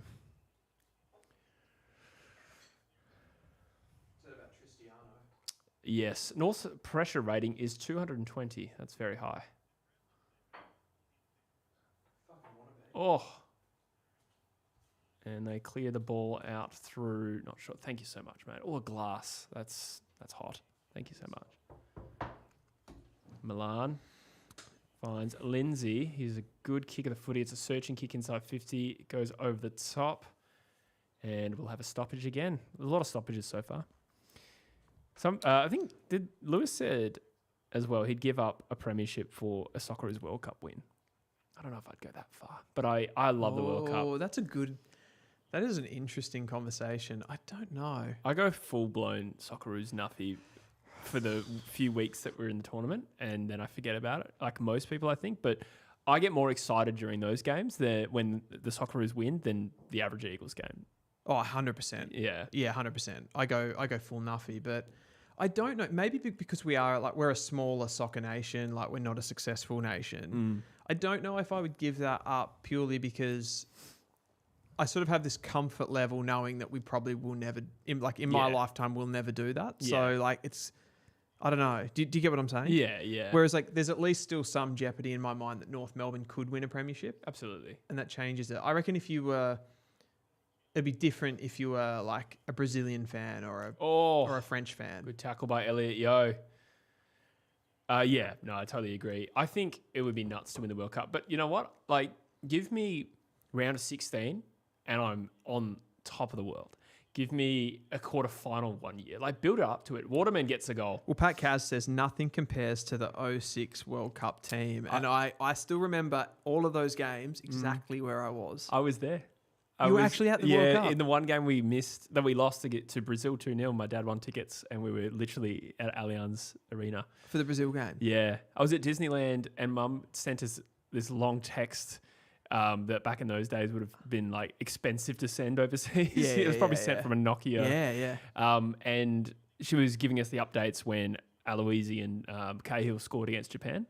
Wow. We won 3-1. And then I watched us back home in Australia. I watched us draw with Croatia 2-2. That game was nuts. Yeah, I remember Didn't they have a player that had 3 yellow cards? Yeah. Was that? Yeah, that was against us. And yes, it was. Harry Kewell scored an offside goal. Yeah, was it offside? Yeah, I can't remember it was. Yeah, it was blatantly, but obviously no VAR then. Yeah. The Qatar was just as good for me, though, I thought. Yeah, okay. Because we did the same thing as the Eagles get 11-point lead here. We did the same thing, but... So I'm a little distracted here. The Eagles get the ball out of the centre. I might come back to the Qatar point at the end of this chain. as Milan gets the ball. You guys are 60 on minutes. fire here. We've definitely lifted over the last 10 minutes, including before quarter time. We've seized Oh, up. that's and a good kick. shrunk. He's found Fuck Waterman, that. who's probably better from this pocket than he is directly in front of goal. Yes, the World Cup last year, if you recall. The final game, France was playing Morocco in the other game, and we were playing Chile. Last year. No, sorry, Qatar. I mean, sorry, last World Cup. Yeah, Yeah, not last year, obviously. Yeah.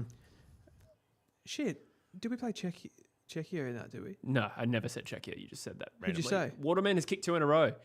We Chile, played Chile. Yeah, sorry. yeah. God, Yeah, so we had to draw our game, assuming France beat Morocco. that's right. France rested all their players against Morocco, and Morocco went 1-0 up. And we were suddenly, once Morocco hit the front, I think we were out of the group. We're out of the group. And yeah, then that's right. a few minutes later, I want to say Lecky. I've actually forgotten who scored for us. But we scored against Chile to go 1-0 up, and we went back into the group. Went back in. And France ended up losing, I think, to Morocco. And Yeah, that, for you're me, probably right. that drama was every bit as good as 06. Yep. I still remember I was in Russia for the 2018 World Cup. That's true. That's sick.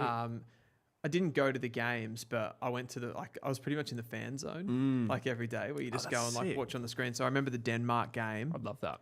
and the France game. I don't know if you remember that. The game 1 in 2018, we scored a penalty. We couldn't score from open play that year. The Eagles get another clearance here. Yeah, we had a penalty against France. We had a penalty against France. Yes. It was a big Yes. a big handball. Yes. Who was that guy? He played for Barcelona. I don't remember I've that forgotten his name. detailed. The centre back that handballed it. Anyway, we scored, but then Denmark, sorry, we beat not Chile. Thank you. Sorry to cut through. I just had to correct myself. Denmark, not Chile. But I reckon that was 2018, or did we get them? Did we draw them again in 22? Must have got them again in 22. Right, because we had them in 18 as well? yeah. Because I remember celebrating and stuff with the Danish fans in Russia. Right, gotcha. Yeah, that was good times. That was a 1-1 draw. Denmark, yep. And then the other team, I think we had Peru that year as well in Russia. Yep. Oh, yeah, we didn't get through that year. No, we didn't. Yeah. No, we didn't. Well, France fucked us up, but we scored first, right, through that pen? They beat us 3-1. Oh, 3-1. Yep. I think they scored first to a Griezmann penalty. Yes. And then we equalised at 1-1. I thought we were up. And Yeah, then okay. I think so. My memory's a bit average. I forgot which team he scored against, clearly. The Danish game, they scored in the opening minutes of that game. It was really early. Yeah. I think then Peru actually just beat us 2-1. Yeah. So it wasn't a good World Cup for us. But I had just as much fun. I actually didn't give a shit. There's a little part of me that's still salty about 2010. South Africa? We played, I want to say Ghana.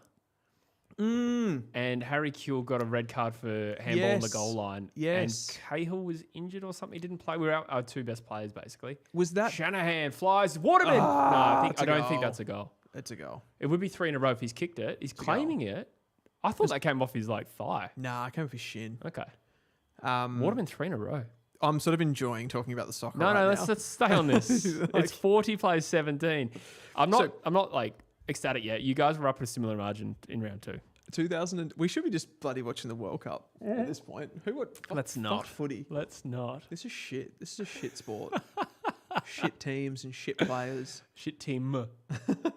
Oh yeah, that's definitely a goal. Yeah, shit team. It's a shit sport with shit team.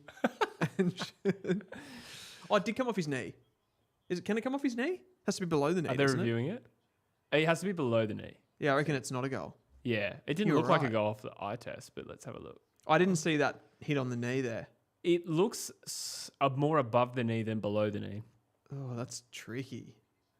But is the knee a goal, or does it have to be below the knee? I don't it know. be below that. the knee, but I could be wrong. What do people say? In I the guess chat? we'll find out what the rule is, but I think that's probably going to be behind. Yeah, it's a behind. Yeah. People saying footy from the flat watch along tomorrow for the World Cup. I wish we were now. Yeah, I know. We'll try and get one. We'll try and get one in. Yeah. Yeah. You might have to update the score, by the way, because that was not a goal. Oh yeah, so Ghana against us. I think we lost that game 2-1 or something like that. And they got a penalty and a red card to Harry Kewell on the goal line. I've got a feeling we drew that game. No, I don't think we did. Oh, maybe we did, because didn't Germany beat us 4-0? I reckon we lost to Germany 4-0. Yes, we did. We drew with Ghana and Yeah. we beat Serbia 2-1, 2-1 I reckon. Yeah, in the you're final right. game. You're I right. was in Switzerland Gotcha. in that game, Yeah, right. drinking beers in the pub, Oh, look and at I this remember guy. it. That's Yeah. cool. Okay, I'm with you. I forgot about the Germany element. But I think, was it maybe Tim Cahill red carded against Germany? So we were out Cahill and Kuehl, I reckon. And then we won our last Yeah. game. I reckon I missed the Ghana game, but I still remember that we drew it Yeah. because there was still a mathematical chance that we could go through, but the result of the Germany-Ghana game hurt us. Yes. Our yes. goal difference from losing to Germany 4-0. Yep. And then didn't we have a similar situation in 2014 with we got thumped by Orman. Spain in game 1? We did. Yeah. Oh, we had a group of death, though. We had like Yeah, we had a Holland as well. shocker. Yeah, and that was Spain, when Holland, and that was the someone good. Cahill volley. Yeah, against yeah, the yeah. Dutch. That Well, was that put us in front, I reckon. Put us in. I think it put us in front of No, put us Netherlands. in. That put us in front. Yeah, Yeah, it did. yeah. Yeah, We it did. lost the game. Yeah, Yeah. They pegged us back. yeah. Gross. Um, Lindsay goes inside 50, and North take the kicks it intercept mark straight to the through. big dog Zerha, who's done Zerha. absolutely nothing this season. Oh yeah, the World there's nothing better than the World I Cup. know. I know that the jubilation of winning an AFL like a premiership, and I haven't really experienced that as well. Not really. I haven't at all experienced that as an adult in the AFL. I think it would mean more to me to win an AFL premiership if North were to win one. For sure. But there's something about the World Cup in general that is just a like the enjoyment factor and the energy and the fun that it brings is. It's like almost a different thing. Well, every game has stakes, unlike AFL home and away seasons. Oh, and they do still have stakes, but you know what I mean. No, when you spread it out 100%. over 23. North against the play. Get a shot on goal here from Constanti. Yeah, I think if Australia made it to like even a quarterfinal of the World Cup, that would give me as much fulfillment as actually winning the whole thing. We've only done round of 16, haven't we? Yeah. So twice, 2006 and 2022. Yeah. Oh, he's missed. Yeah, exactly right. And a lot of factually incorrect Socceroos comments. I think that's me. I'm throwing out score lines. Oh. I think a lot of that was right though. No, it was. So there's I've got 2010. So we lost 4-0 to Germany. Yeah. We drew 1-1 with Ghana. Yeah. And we beat Serbia 2-1. Yeah. Yeah. I Maybe remember that. 14 we got some things wrong. We definitely played Spain and Holland. I just don't remember who the third team was. But he's right. I have thrown out. It was a few Chile, things. and Oh, it was Chile? we lost Okay. to Chile, and that was the first game. Oh, That it? was the first game. Yeah, Okay. yeah, I remember that. Yeah. I think we had a disallowed goal in that one too. There was a Tim Cahill header. I know that's a very cliche thing to say, but Yeah. yeah. Whoever did these graphics, please pat yourself on the back. That is you, Dylan. Oh, And that is from Hoops Crew. Thank you, mate. Thanks, Great Geelong mate. channel. Hewitt wraps up Stevens. we're getting flogged by West Coast. Fucking hell! I don't know about flogged yet. It's only You've 18 you've points. doubled our score. Yeah, it's not that still. It's not over. But I do agree. If this malaise continues for too much longer for North, it will get a little dicey. Not that West Coast are invulnerable against comebacks, though. Cooper. You guys shouldn't be allowed to dominate us like this. Yeah. Nice handball from Sheasel. Come on, Stevens. We get to here though. Give the handball. Give the handball. Don't just kick it long. Ooh, throw? Doesn't matter. I think he got the handball, but it was Yeah. it was more like why. Oh, Herbert goes for a Herbert. run on debut. Here he goes again. Lucky. Sorry, Oh, Marek, no. rather. We're drops getting fucking Herberted. it. The sherbet. Oh, Oh, he's hit- oh. it was a pretty good kick. It was. Cole So runs down Zerha. Waterman for 4. Missed. Fuck. Jesus Christ. You've been let off a little here. I suppose you've also let us off in front of goal.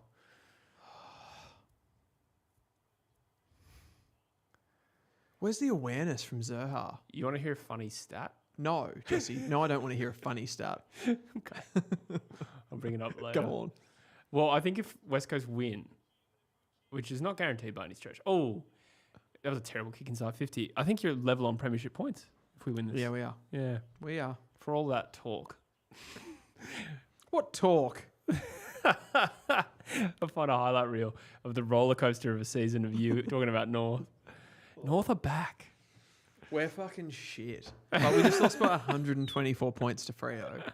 Well, that's true. I know this game's still very live. It's slipping away from us though. I expected a lot more like a high energy play at the start of this game. Fair. We just lost by 124 points.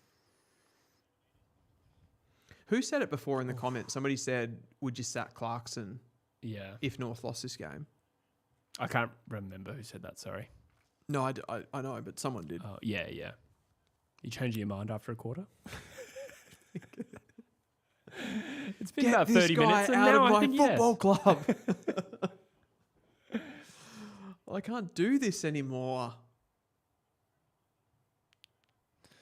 Smithster says, is Jake Waterman the greediest player in the comp? He is greedy, but I think that can just be a common trait with forwards. Mark LeCras was very greedy. But yeah. He was also very good, so you just take the good with the bad. Particularly that key forward type of player. They sort of have to be, don't they? Yeah. Well, especially if you're in West Coast forward line, I kind of at least understand the thinking. Well done, Liam Baker. I do feel like Geelong have always been good at kind of coaching that out of players, though. Yeah, like they've always had that really good sort of team culture where they're like, well done. They reward goal assists more than they reward goals and all that kind of stuff. Like it's harder to get that with younger teams though, where everybody's trying to fill their boots all the time. I saw a player in the Prem, and I forget, it might have been Bruno. I don't follow the Prem super closely, but he was approaching some sort of assist record, and then he sort of admitted. It was Bruno. Yeah, he admitted Sheasel missed. That he was going for assists over goals. Because he passed when he should have had a shot, and then he admitted he's like, yeah, I was thinking about the record. Yeah. I remember he got slaughtered. I might have been Roy Keane, I think, slaughtered him for it. That sounds like Roy Keane. Yeah, I think all of that was correct. Yeah, they had a feud. Okay. They had some sort of a media feud, I think. Okay. As a result of that, or indifferent? Well, it might have been. I don't recall what it was, but I think Roy Keane criticised him, and then he sort of bit back, and they were having a go. But yeah, no, that was definitely Bruno. Yeah, it's interesting, isn't it? Like when you have those. It sort of reminds me in cricket a lot when there'll be situations in play where I remember like growing up a lot, and they'd be like, oh, they're going to wait to, like such and such is on 85, so they'll wait. They'll declare once he gets his 100. Yeah. And when you actually think about it, you're like, why are we doing that? Oh yeah. You know, my probably most unpopular. Oh, darling. Good mark. We're back. One of my most unpopular sporting opinions is that raising your bat when you get 100 is a real wanky tradition. Wait, say that again. Raising your bat when you make a century is the most self-indulgent, wanky thing. It's so weird. But it's just a cultural thing we accept. Yeah, but it's like, we accept look it. at me. I passed. We're past 100 Cricket's the biggest sport for that. When you introduce cricket to people who have never seen it before from different countries, they're like, what the fuck is this? It's full of just little traditional weird things. Come on, North. Darling goal. Come on, North. I mean, even the like, you score a 50 and you just do the little. Yeah. Just these little ones, like. I totally agree. So much of it is too oriented towards the individual accolades. Do you know what's? Well, this is a different conversation, but it's another quirk of cricket, like the man cad. Oh yeah. Like how that's just for whatever reason that became like socially completely unacceptable. Yeah. It's ungentlemanly. It's ungentlemanly, but like also isn't running out of the crease ungentlemanly as well. 100%. I agree with you. Yeah, you're trying to cheat a little bit. You're trying to cheat. Yeah. And then for some reason running them out for it is ungentlemanly. Yeah. Just make it a rule. Like, come on. It's the same with the Bairstow thing, right? In the Ashes. Oh, yeah. With the stumping. That was pretty cheeky, though, to be fair. It was cheeky. But Bairstow also fucked up a little bit. Yeah. Oh, Goad with a really nice tap over Cooper Duff Tyler. Hewitt. Oh, goes to ground. Yeah, that's... Oh, you can't do that, umpire. You can't reward that. That mediocrity. You can. From Elijah Hewitt. You can. That was poor. Oh, that's so frustrating. feel like momentum is moving a little bit back into North's hands after Good tap from Goad It was up a against good tap. CDT. Yeah. So what happened? I want to see this again. I mean, it was Goad, so like Goad probably just got lost in his body. Gross. Goad's doing all right now. Yeah, he's a good player. A real +2. I was about to say, 2 youthies. Come on, Dersma. Why am I blanking on who 33 is? Is that Bazzo? Zerha. No, for us. Oh, Zerha's 44, by the way. oh shit. He just had the ball. Yeah. I It was- just didn't look like any player that I recognise. It might be Bazzo. Rosen1215 says, Darling should be playing for us. Who said that? Sorry, Ritz. Rosen1215. Darling should be playing for us. Oh, I think we'd moved on. Free kick North in front of goal. And Earl, the sweaty shirt, says, I'd give anything to hit 100. Yeah. Oh, it would be cool.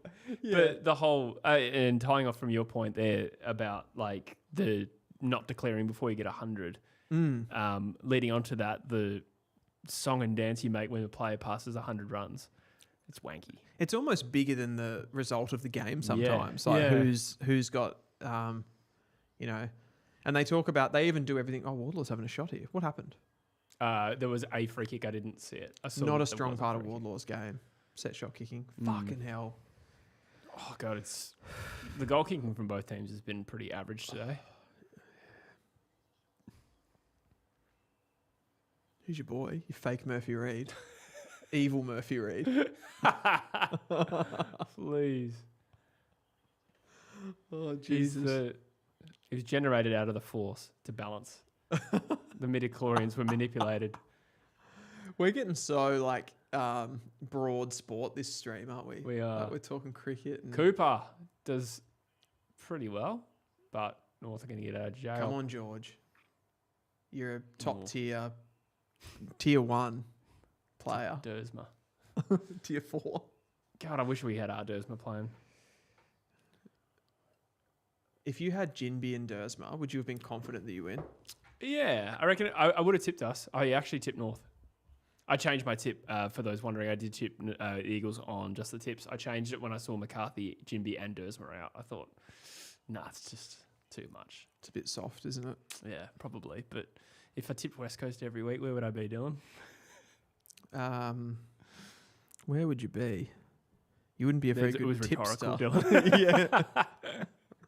But literally, where would you be? Cooper. I feel like Cooper. Cooper's having a relatively large day Yeah. for his. Would, some pundits would delve into the realms of breakout?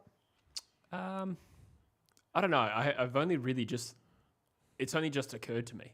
So I'll see. But I feel like he's certainly having more of the ball. 6 touches.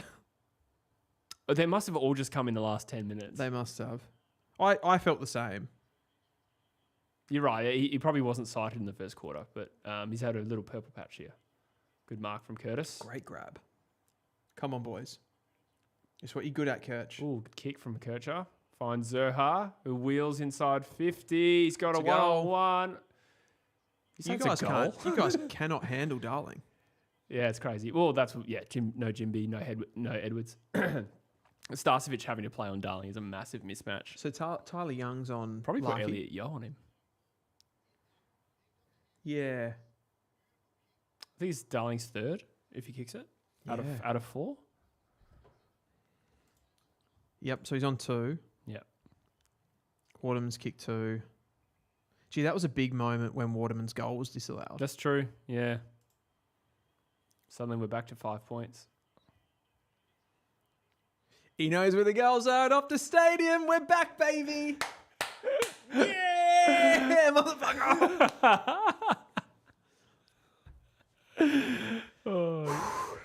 You're actually more up and down than I am. We can't lose this game. I Jesse. reckon if we can't lose I this get game. that. That's true. I feel like there are higher stakes for you. We are. If we lose this, we're just nothing. we're nothing. And I know people will joke and they'll be like, "You're nothing anyway," even if you do win it. But Yes, they'll joke, Yeah, you know what I mean though. Like it'll almost like losing this game. I reckon it'll mean the rest of our season is worthless. Ooh. Nah, there's still plenty you can achieve in the second half of the year, Such as winning games against good teams. But we won't. Yeah, I don't know if that changes if you lose this game. You've already beaten the Gold Coast Suns. I think you could do something like that again. I don't know. I mean, you did it. You lost in round 2 to us, and then I feel like if this game that. doesn't matter, if it doesn't matter if we win or lose this game, then what's the good from Kirch? We're coming now. We're coming. Yeah, you can feel the change in momentum here. You guys are letting George Wardlaw run too freely. It's a little bit of an echo of round 2, but in reverse, where one team got in front and then hemmed back. I think West Coast led at half time in that, and North is within 5 points at the moment. 4 minutes to go in the first half. Do you worry about your team's ability, like when they get, because this is what I'm like with North, we get that out to that 3-4 goal lead, and that's when I start to worry about us. Yeah, whether we can put the foot down from there. Oh, totally. I don't know if I'm worried. I think it as it stands right now, I think of this as learning experience. I've completely released the shackles on my expectations. There's no pressure on you guys though. That's how it should be for you guys. So I feel a sense of freedom here. I'm not particularly tense. I don't want to lose, obviously. Free hit. But you might tighten up later, but I get I totally feel where you're at. True. Yeah. Whereas, we've had a couple of wins since we lost to Richmond. That hurt, and we've at least shown that we're not useless. How many wins realistically though do you have coming up in the second half of the year? If you rule out the games against the top 8, top 10 sort of level teams. I think after this it's just Richmond. That's the only genuinely winnable one. Okay. We don't play Essendon again. There's no St Kilda or anything? Nah. I mean, they just beat us by 100 points too, so... That's true. Oh, Cooper. Oh, I thought he brought that in. I wouldn't say St Kilda is an overly winnable game. I suppose we beat them last year, but... no, we do have like the Giants away. We've got another derby. We've got the Crows in Adelaide and in Perth? Maybe just in Perth. I think the Giants are the same as the Melbourne Essendon game, where like they won't lose to you twice. No, they'll kill us in Sydney. Absolutely. So we won't have too many more wins for the rest of the year. So from that point of view, there is pressure to try and notch this one up. But Wardlaw's getting off the chain a bit here. Is it Hoff playing on him or is he just standing the mark? I don't know. I haven't actually noticed that. Harley's gone quiet in the second quarter. Yeah, he has. He was a huge factor in the first quarter. Who did we see Brady Hoff line? Oh, he was on Parker earlier. He was on Parker at the very start. I reckon he might have gone to Wardlaw. Maybe. Umpire's still just incessantly blowing the whistle. Oh, Lasso free kick. Fucking Jesus. We've got a super chat. Oh, missed that. Thank you, Sharpie. Sharpie 1991. I'm waiting for you to announce your new channels, True Soccer and True Cricket. I have debated this before. Like early days of the channel, I thought, like, how do I keep it going all year round? Not sure I ever considered True Soccer, but True Cricket, I have dabbled cricket content. Do you think it's changed, like, just on your thing there of, like, trying to keep it going all year round? I almost feel like footy now, like AFL footy, is all year round now. Just about. December and Jan, I think, are genuinely dead periods, though. But you need a break too. Yeah. But I'm an animal, Dylan. You are an animal. I don't sleep. Yeah, well, I mean, if you look at it from workload of a content creator, I think you can have 1 dead month. 2 dead months is still a little bit more than I'd like. And North lining up to go in front here with another free kick. I reckon we did streams into December though. And we were... I think we only did 1 in December. 1 in December and No, we didn't. I reckon because we went for beers on my birthday. And that was our last show. That's November 22nd. Okay. So you can all remember that. Yes. Send me presents. I thought we did streams Maybe that into beer's December. getting to me. Nah. No, I don't think we did. We could have though. Yeah, we could have. You could have. And then Totally we're back could have. Jan 20. Yeah. So it's not much more than a month. Yeah, I suppose. Yeah. But yeah, anyway. Darling. I digress. Darling hasn't missed today. 3 goals. This will be for 4.5. And the lead, and he's got it. Yep. He's bloody got He's it. got it. That's why we recruited you. Should McCotter be sacked? Well, I think you guys have had a genuinely good season. Yeah. There's a little blemish of that huge loss to Sydney and that other huge loss to St Kilda. I think Where does that leave us then? Yeah, I suppose in time, like if it doesn't become a pattern, which I suppose it hasn't, then you can ignore it a little bit. Think about it like this though for West Coast, right? So you've done it. What were your two big losses to Sydney and Sydney? No, in Perth. Oh, that was in Perth. Yeah, don't smile as you said that. No, it ruined that was ruined my argument. Yeah, That's why I said it because yeah. I was just thinking like the 1 week that North came over to Perth, we got beaten by 124. So that's going to, obviously you guys have to do that every other week. Kelly goes inside 50. Good mark there. Cooper Harvey. Eagles Unfiltered said this game is being ridiculously over officiated, almost unwatchable. I do agree. I hate the rate of free kicks we're seeing. It doesn't feel like there's ever any chains of play in this game. Yeah, and it's frustrating to watch. It just feels like there's a long kick, someone gets a free kick, Yeah. and then go again. It's been a lot of shots at goal from free kick too. Yep. Yeah. And if I'm honest, like we're about to get to half time, the score's basically level. Is that actually a fair result of the game? What do you think? I think probably. Probably. Like it's been just a genuine stinker, really, hasn't it? I can't pick a clear better team by any stretch. No. I think it's about right. I'm surprised that we're still in it, but we were probably the better team early in the first quarter. Yeah. These games always go down to the wire, by the way. North and West Coast. There was we're too shit to win comfortably. There was never a real likelihood of this game being a one-sided game. I kind of hoped. I must admit. Yeah, I know you did. I had a thought. Every time you've played us, you have tipped a big North win. Every time. Mind you, we didn't actually do predictions today. No, we didn't. Yeah. Yeah, that's a bit of an oversight.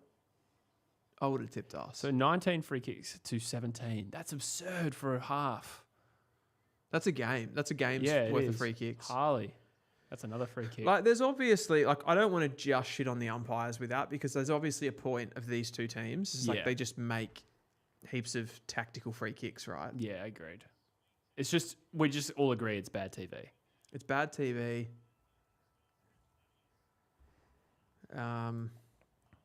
Yeah, there you go. North by a point at halftime. I'm glad we're still in it.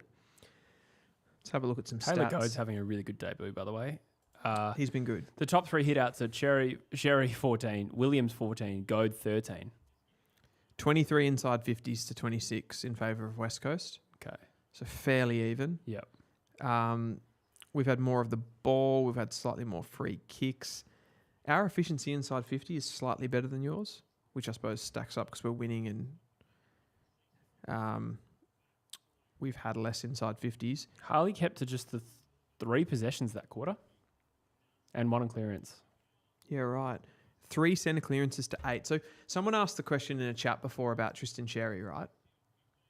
They said, I feel like he's injured or they're playing him differently this year. Yes. He's struggling from centre bounce. Yeah. That's the reason they've brought in a Taylor Goad type player. Okay. He looks the goods. He does. He does. He's got that extra bit of height. He's got good athleticism. He can run and jump at the ball. So Xerri gets smacked out of centre clearances, albeit we're getting smacked out of centre clearance again today. Yeah. And I just think that limits him. I think his around the ground stuff is probably just as good as it ever was. But he used to dominate rucks at centre clearance as well. Yeah. Can't do that anymore. I am going to go to the Hong Nam, as they say in Thailand. We do have a super chat from Rogue Ride. I will leave it with you because it is a draft one.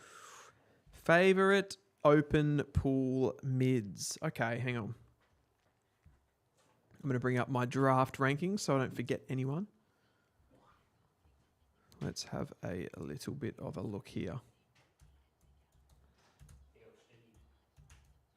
Well, Leo Steed, he had a ripping game today. I was super, super impressed with him. I reckon he's an unbelievable player. He played midfield today. He had 35 odd touches, kicked a goal. I think at the top level, he's more of that half forward sort of connecting player, but he's great. He's sort of, I think the standout trait with him is just being able to kind of receive the ball in those dangerous areas. And his vision, his decision making is so good. He can sort of swivel and hit targets. Really quick thinker, good speed. I like him. Okay, so open pool mids. Here we go. So Cody Walker, obviously not open pool, but he'd be the standout all-round kind of midfielder. Archie Butler, if you want to call him a midfielder, he's more of that forward mid power type player. Think sort of Jordan De Goey, Christian Petrarca. He would be I reckon he's probably almost the most talented outfield player. Like you've got Harry Van Hatten sitting there, who's sort of this unicorn ruck freak. Archie Butler would almost be the next best player, I would say, in the open pool, but more of that forward mid. Gus Teixeira is probably then the best mid, and you could argue that he's also a bit of that damaging sort of forward mid player. But I reckon he kind of projects to me as like a Chad Warner type, someone that does have that burst from stoppage, can go forward, can hit the scoreboard. But he's got the endurance levels to play consistent midfield and get those big numbers. I reckon he's going to have a big championships. He's a 181 centimetre mid, good power, good strength, good all-round stoppage craft and technical skills. The next one, who I reckon for me is probably, I haven't done a rankings recently, but I reckon who is above, say, a Noah Williams is Ethan Drever. For me, he is the best big-bodied midfielder. Just beast at stoppage, the guy that can use his frame to protect the space that he needs. He can take the ball straight out of the air and get it forward. He can get the ball on the outside. He's kind of, inside to outside play with his speed and his power to get out there. Means that he can finish goals from outside 50 as well. He can sort of run out of stoppage, kick some big goals that he's done. He's around the 190 centimetre mark, so he's that kind of dominating, bigger-bodied player. Noah Williams, more of your, I don't know, Lachie Neale type player. What other comparisons have I made for Noah Williams? Brayshaw, a bit of a Brayshaw type, a little bit different, like a little bit smaller, but he's Cam McKenzie? Yeah, maybe. Cam McKenzie's taller. Cam McKenzie's like 190. Yeah. And he's 178, I was thinking just the two-way element. Yeah. Covers a lot of ground, does a lot of defensive stuff. I do feel, I've said it a few times, but I think Noah Williams is a bit of a natural slider. Yep. Just because he doesn't have that ceiling. He's more of a high floor, so he could fall back a little bit, but I still rate him. Needs to have a good champs. You probably got Heath Melody, he played today for WA. Heath Melody just exclusively half back, so I don't think we're getting any midfield Heath Melody, which is a bit of a shame. Yep. So more of that outside player, so not a genuine mid. Ethan Matthews, he could be a top pick. He's one of those 190 centimetre sort of Will Day type, I would say, like that leaner, lankier type midfielder that has the touch and has the kind of ball handling to be able to win the ball out of stoppage, push forward and kick goals as well. So he'll be right up there. He's a Giants Academy player, and it was open pool, we said, didn't we? So he's not open pool. That's right. That's probably it. That's probably the main ones from a high-end perspective. Rogie asked it from a Collingwood perspective. On the truefooty.com.au website that you can find in the chat, we do have a draft simulator. We've got a simulator. Yep. So those who join the site as a member can access this draft pool simulator. I've had a few cracks at it. And some of the names, like Noah Williams could be there. Gus Teixeira at this point could be there. At Collingwood's pick? Yeah.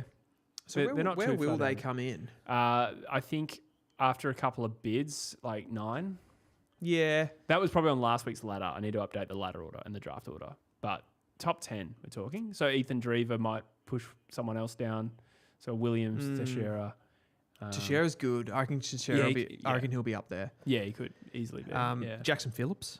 Didn't mention Jackson Phillips. Dandenong Stingrays, another 180 centimetre guy, but good pace, great running ability, and another one that can get from the inside to out. And that's the thing with Noah Williams. It's just a bit like he just doesn't have that natural athleticism. He's got a lot of dog, but not necessarily like that high end quality. So I think he'll be up there, but could fall back a little bit. They would be. You'd definitely get a Phillips. A Collingwood could get someone like a Phillips. Yeah. And then if they also brought in someone like a Lachie Neale as well, that's looking pretty nice. Yeah, true. I would say. I'm just going to have a look on the draft simulator here. Angus Niners has Surson a chance for the Pies? Potentially, I guess. He's kind of like a hybrid defender, Surson. The problem with Surson for me is I saw him play a bit last year, but he was a bottom ager and I wasn't taking tons of notice of him. He didn't play in the academy games, and he's only really just come back from injury. So he will play at the Champs. That'll be the first time to really get a proper look at him because he's only played a couple of games back for Dandenong. Is there a link with him to the Pies? I'm not sure. Again? Sorry, I was a little distracted. Darcy Surson. Oh, right. From the Stingrays. Like a hybrid defender. I'm just having a look at the order. Again, this is last week's draft order. I need to update it. But it goes Essendon, Richmond, West Coast, North, St Kilda, and then Collingwood. So you've got Van Haddam, Archie Butler gone. If West Coast were to take a Snell, and if North didn't take a midfielder... That's the thing. If a club needs a player like a Snell... Yeah. It depends how desperate clubs get for midfielders, I think. That's true. Well, West Coast could go a mid. North, less likely? I don't think we get a mid, surely so not. then you just have St Kilda and West Coast above Collingwood there. Yeah. For someone like a Teixeira or a if like Drever. North would go... Like North could take someone like a Snell. Yeah. If he was available. And then you'd be looking at like Neocleus or like, could they take a Steed? Yeah, maybe. Jeez, he looked good today. Pretty early, but yes. Yeah. Yeah, I think that'd be an interesting one. Time will tell. Riff says Ethan Drever has to be Eagles' priority. Helps Harley play as a second receive mid. I haven't got as much of a read on Drever. We did just draft Franco, who I know like Drever would be a higher end prospect, but I think we could... I don't know if we need to upgrade that position as desperately as, say, the key back position or a forward position. The thing is, if you're getting Drever because you like Drever. I don't think you're getting it to like unlock Harley. Sure. Especially with the top 5 pick. Yeah, I agree with that. Yeah, exactly. And like he's not going to... Obviously, Drever's not going to come into... He's still a project himself. So he's not going to come in year one and just be like an inside dog. Yeah. You know what I mean? Like they're going to want to protect him as well. Let him outside. To piss. Yeah. I have to say, Dylan, Jimby could be the difference between the two sides at the moment. That's so you. Darling has 4. Jack Darling has 4 goals. You look for the one player that's not playing, and you use that pillow. The best player. The pillow that you always use. He'd be leading our best and fairest, and Jack Darling has 4 goals. I don't know how else to make that point. When we talked before about the top end drafting, is Jinby the thing that like separates the teams for you as far as their top end talent? No, it's just Reed and Dersma. Okay. Yeah. But, I'm glad we have a Jinby and North don't have one from that point of view. No, that's what I'm saying about the balance element of it. So I actually think people that aren't necessarily fans of those two teams, that don't watch them week in, week out, probably look at North Melbourne's talent and they see names like Sheasel and McKercher and Wardlaw and they go, their talent's better. But it's when you read between the lines, I think you actually start to realise that West Coast have the better balance. It's a little bit like with GWS with our Young Talent series, right? Like they scored really well. Yeah. But I don't know if that's balanced. When you look at like how many +2s and stuff, like a lot of role players, but very good ones. Okay. A distinct lack of midfielders. I don't think any key backs under 23. But then we also had that conversation just before, didn't we, about Geelong versus Gold Coast and how the Gold Coast Suns have this like formidable midfield of Rowell, Anderson and Miller and Petrarca. That's true. Yeah. And maybe the Giants... Well, actually, clearly the Giants don't value that as much. No, I do think they could use a genuine midfielder in this year's draft. They could. Yeah. Who would you be thinking? Well, again, going back to the draft simulator, guys like Noel Williams were close to being... Well, they'll probably be available. I don't think they're complete... Well, actually, if you assume GWS keep winning, they're probably going to be out of the line of... I feel like they could like a Teixeira. They could end up 5th or 6th. Yeah, it does feel a bit open in that part of the ladder at the moment. So it's a little bit early to Teixeira would be a nice... They'd take it to Teixeira. They would. They'd probably have to not move up the ladder at all from this point. Yeah. That's the way it feels right now. That feels unlikely, doesn't it? Yeah. It's an interesting one. Rogie says, what's this about this list manager game on the side? Yeah, I thought I'd leave that in as an Easter egg. There's a game coming. Oh, is there? There is a game coming. It is a few months away. My focus has been on the website, but slowly been chipping away at the background, and it is going to be like Football Manager for AFL. I'm excited. Yeah, I can't promise it's going to be as good, and certainly not as in depth, but I think it's going to be better. I'm aiming to, and I've played a lot of these games growing up, so I actually think I am a good person to do this sort of game. and I know what works and what doesn't, and I'll really dial in on what people care about, and that's realistic trading, realistic simulator, realistic drafting. And then, you know, I thought about opening up like a wish list, people, and I will take feedback on, but like I feel like if you look at like a FIFA wish list or an AFL 26 wish list, like people say like, oh, like in FIFA, the people wanted a BRF mode, and it's like, I think you're just asking for things that sound cool, but you'll never use. Yeah. So I'm really going to be dialing in on the things that are important to the game. And if you can have a fun, long career mode with North Melbourne, trading for Ruben Ginbey. It'll take a long time. Yeah. And you're only allowed to draft mids. That's true. Well, one thing that the AFL, like actual video games did, which I didn't love, was to make it playable for 18 teams, they kind of made the teams even out in ratings. And whereas mine will be realistic. If you've got a good team, you'll fuck others up. Yeah, in line with reality. So if you take over a West Coast or a North, you do genuinely have to put in the hard yards to get into finals. New Heaven says a 2K style career mode would be great. I haven't played 2K. I'm not a big, to be honest, I haven't had a PlayStation for years. Wow. I did when I was younger, but now it's awkward. Neither have I. I have played a shitload of FIFA career mode. I played a little bit of 2K, and you get a vibe for it. My game won't have any 3D modeling, so there's not going to be like you playing the game. It's going to be simulating, list simulating, and doing the list management stuff, which I think honestly is what people really love. And I don't have the capacity to make an AFL 3D game. No way. Totally fair, but. I've been tight-lipped on that. Somebody said back here, boy said, if Ginbey was in, he would be playing on Larky, not Darling. I don't know if... Well, maybe. I think he'd maybe start there, but I think if Darling has 4 at half time, he'd be on Darling. He'd be switching. But also it's the trickle-down part of that too, right? So then who goes to... If Ginbey's in the team, and even if he did take Larky... then that would mean that Tyler Young goes to Darling. Tyler Young's on Larky now, right? So then Starcevic goes to... Curtis or something? Curtis. Yeah, it probably is Curtis. Better matchup, right? Yeah. So it's the trickle-down effect. Yeah. Because I don't even know who's on... Young's on Larky now, I presume. Physiologically, I would actually expect that Tyler Young would still stay on Larky. Yeah. I think I agree with you. Because Ginbey's 191 centimetres and Larky's like, 2 metres? Yeah, exactly. Whereas Darling's also undersized. Yeah, I think you want Ginbey on the gorilla in the square. I feel like if North were kicking to Darling as much as they were, and Ginbey was on him, Ginbey would actually be hurting us offensively, like going the other way. Yeah, you know what I mean? Yeah, perhaps he'd be too quick, and he is quick. But I reckon we're doing that because we know the mismatch is there. Yeah. That's why we're targeting Darling so much. Yeah, true. That's fair.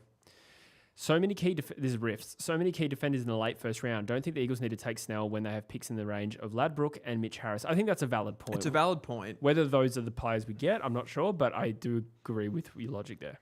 Yeah. It depends how much, obviously, what some of those other key position defenders, because we're like everything that you've heard about the draft up until this point is really picked, like people that the people that are watching the draft at the moment, including me, like we're picking from a pretty small pool of players so far. Yeah. You know what I mean? So like some of us have got those key position defenders. Like I really like a Tyson Bradley. We've got to see what happens at the champs in a big way and that pool to kind of open up and players to bolt forward. So where they will sit will be interesting. But at the same time, if West Coast want a defender and they really like Snell, they'll probably take Snell, you know what I mean? Like, they're not going to... He's Dersman's cousin. Is he? Yeah. That's possibly a little factor. That's how they do it in Gippsland. They just... Everyone's... Be related. Everyone's related. I don't know. Actually, my family emigrated originally to Gippsland. Did they? From Scotland many years ago. Wow. So, what are you saying, bro? I've never been to Gippsland, but... Neither have I. It feels like it would just be a nice place to... Yeah, don't backpedal. You just imply they're all related. Yeah, but I'm from Tasmania. Like, we're all related. Yeah, fair. Yeah, that's a good thing, if anything. Yeah, a little bit of mildly pleasing news. We are 1 point down in the AFL game, but in the Waffle game, we're 3 points down, which is still something I'd take. But Tyrell Dewar, in the last fortnight, has been moved back to the forward line. And I've been... Did he go to halfback? Yeah. and I didn't really like it. Not really, And today has 3 goals to halftime in the forward line, so I think that's a nice little plus. I like that. How are North playing VFL this week? I haven't checked up on any VFL football. I've watched a bit of AFL. Yep. The champs has really taken Fair enough. my breath away. Where is the VFL fixture? Just having a look here. Lewis says I want to be able to save the game whenever I want. Yeah, absolutely. That's 100% going to be a feature of my game. Yep. North play tomorrow. It's not going to be an in-browser game. It's going to be a downloadable game. Gee, that's a... Lewis says, since West Coast have improved significantly this season, did we lose those 4 extra rookie spots? I don't know. And the reason is because the AFL has discretion over that. They could determine that we don't need them anymore. I don't know if we far and away exceeded needing it, but I can understand. If they pulled the plug, what would happen, do you reckon? Well, we've barely used Schonberg and McRae, so minimal loss there. And Dev's coming off the ACO, and I think he gets another spot. So it does create a little bit of a list squeeze, but they were kind of bonuses to begin with. So not a huge thing, but it would be nice. I think someone like a Nathan Broad could be like a playing coach if we were to use that avenue again. Yep. He's coming home to WA at the end of the year, may or may not play AFL. But he's one option that the Eagles could use. I don't know what's going to happen there. I know it's really early to ask this question, but do you think based on what you've seen from West Coast this season, they've obviously they've got the wins this year of improvement. Do you think that they can back it up next year and kind of go again and improve again? I think they could. Yeah. I think what we're seeing now is more sustainable. If you contrast it to 2024, a year where we had 5 wins before it got worse again, I felt like our biggest contributors were the senior players. And this year I feel that... it's flipped. Yeah, Jinby and Reid would be the best 2 players. And then there is a smattering of Tim Kelly, Waterman, absolutely. But it's much more balanced.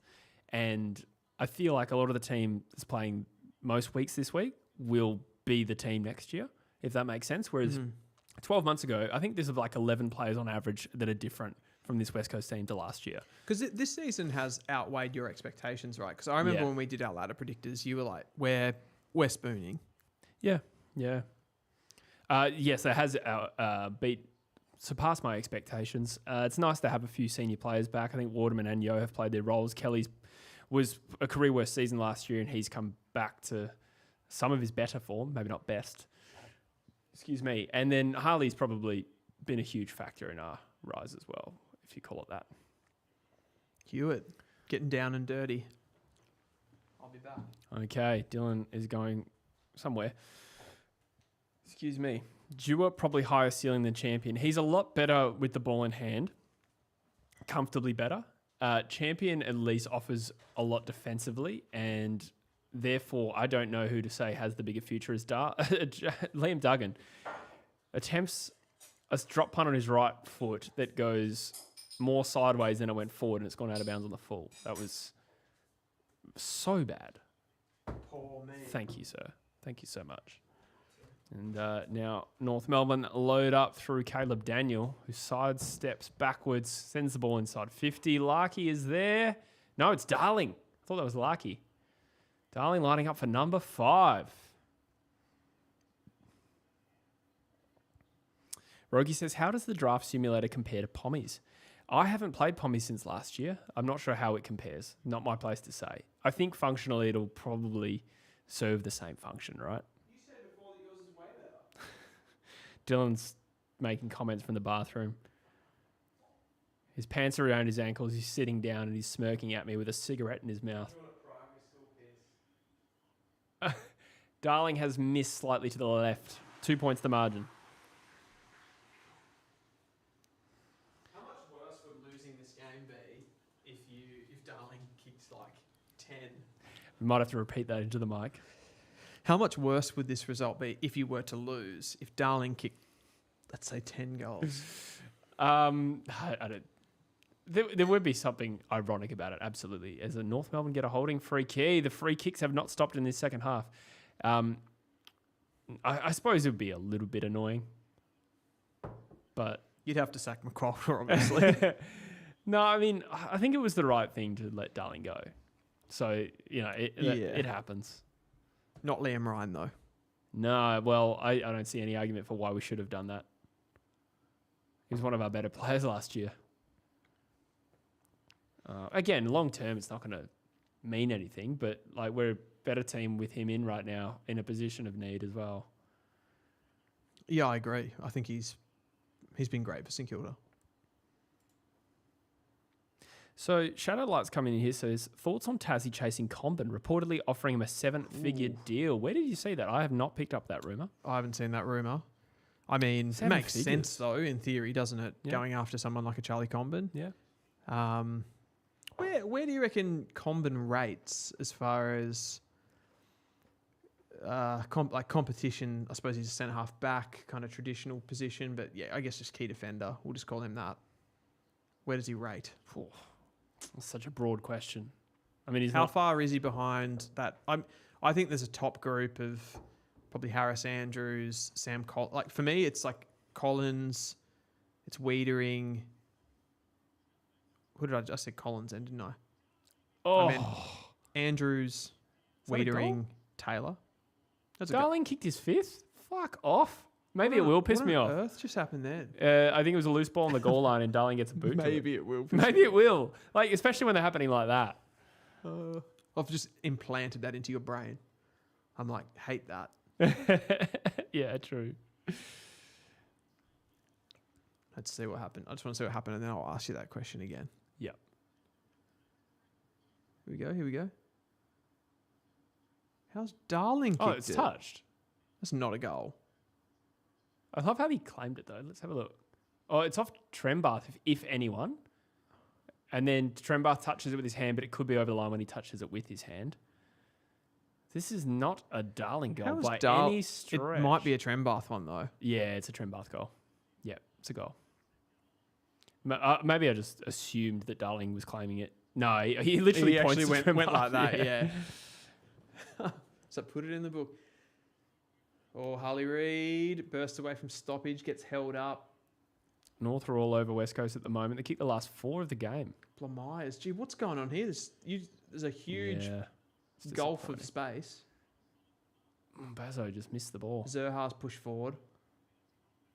That's ball. That's got to be ball. Probably.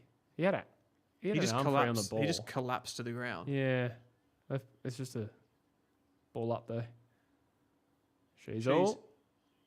He's dangerous, or can be dangerous. It's a goal. Chassel. Wow. I think North might have broken West Coast's back here. We're fucking smashing these. I would love to make a reel of all the emotional roller coaster you've been on today. Oh. Yeah, West Coast, I think their resistance has broken a little bit before halftime and it's continuing in the third quarter. It's a nice finish from Sheasel. That's where he's good, isn't he? That type of situation. Yeah, as soon as I saw him with the ball, I thought this is where he was. They gave particularly as a junior, this is what he was kind of known for. Yeah. Okay, so there's key defenders. Where does Comben rank? So I'd say you have that top group, which is there's 4 of them. I would say Harris Andrews, Jacob Wiedering, Sam Taylor, Cal Wilkie. Yeah, that's the top group. Where is Comben after that? There's probably guys like Collins who have... Yeah, I think Jimby's pretty close to that group this year. I think he is too. Yeah. I think he'd be in the next group. Yeah, Collins, Alex Pearce. Did you say Pearce? No, you didn't. I don't think he's in that top group. On this year alone, I think he's getting there. I think he could be All-Australian. Yeah. In terms of legacy, no, I don't think Alex Pearce has been in that top group for as consistently as at a high level. Yeah, as so Andrews and Taylor and Wiedering. It depends on what we're talking about there. Milan just leaves it behind. It depends on what we're talking about there. But I think if we're looking at this season, is he a top 10 key back? And I know those guys are all slightly different. Comben. Oh, maybe. Yeah. Don't make it about gin. I need more names. No, I said Pearce. Another North goal potentially here. Larky gets a shot and they are walking all over West Coast. Oh, wow. So suddenly it was North completely getting pants by West Coast, and since then West Coast hasn't fired a shot. McQualter just looked like he could be out of a job. Yeah, this could be the nail in the coffin. I'll give you some names. Mac Andrew. Yeah. Aaliyah. Oh, yeah. Well, yeah, again, obviously recent season bias, Aaliyah is pretty close to the top. See, then you've got guys like Tom Barris. Oh, yeah. Yeah, maybe the pool is actually quite deep now that I think about it of key backs. Josh Battle. I know they're all different too, so it's hard to judge them all. But Josh Worrell. I mentioned Collins. I mean, Frampton's actually had a really good year this year. I mean, I wouldn't put him in that top group. You got guys coming through like Daniel Turner, McCartan, right? Tom McCartan. Yes. Oh, yeah, of course. How could we forget? Yeah. And then you've got your emerging key defender. You've got a Connor O'Sullivan. Who's probably like, I don't know, would you call him he's a key defender, isn't he? He's like 200 centimetres. So. Yeah. Is he 200? I thought he was. I thought he was like 195. He might. But maybe that was his draft height. He could have grown. 198. Oh, big throw from whoever that was at West Coast. And Harley Reid spots up Waterman. And the Eagles need to kick this to stay in the game. Otherwise, this is getting ugly. I mean, it's 20 points. Weren't we behind by this much just before? Yeah, but I think the flow is alarming. I love how we're both exactly the same. As soon as, Luke Wright says, just subbed, boys. Thank you very much, mate. Thank you, Luke. Good man. Appreciate that. We love the support. Jake Waterman eyeing up for an important kick. He isn't the best shot on goal these days. It spat off the boot. It won't score? No, it's a behind. The worst result possible. Yeah, true. Now all the people... Brandon Cavallaro's coming. He said, yeah, lucky I tipped North. Now you say it. Now you say it, Brandon. Come on. Well, why would you say luckily I tipped North when the Eagles were up? True.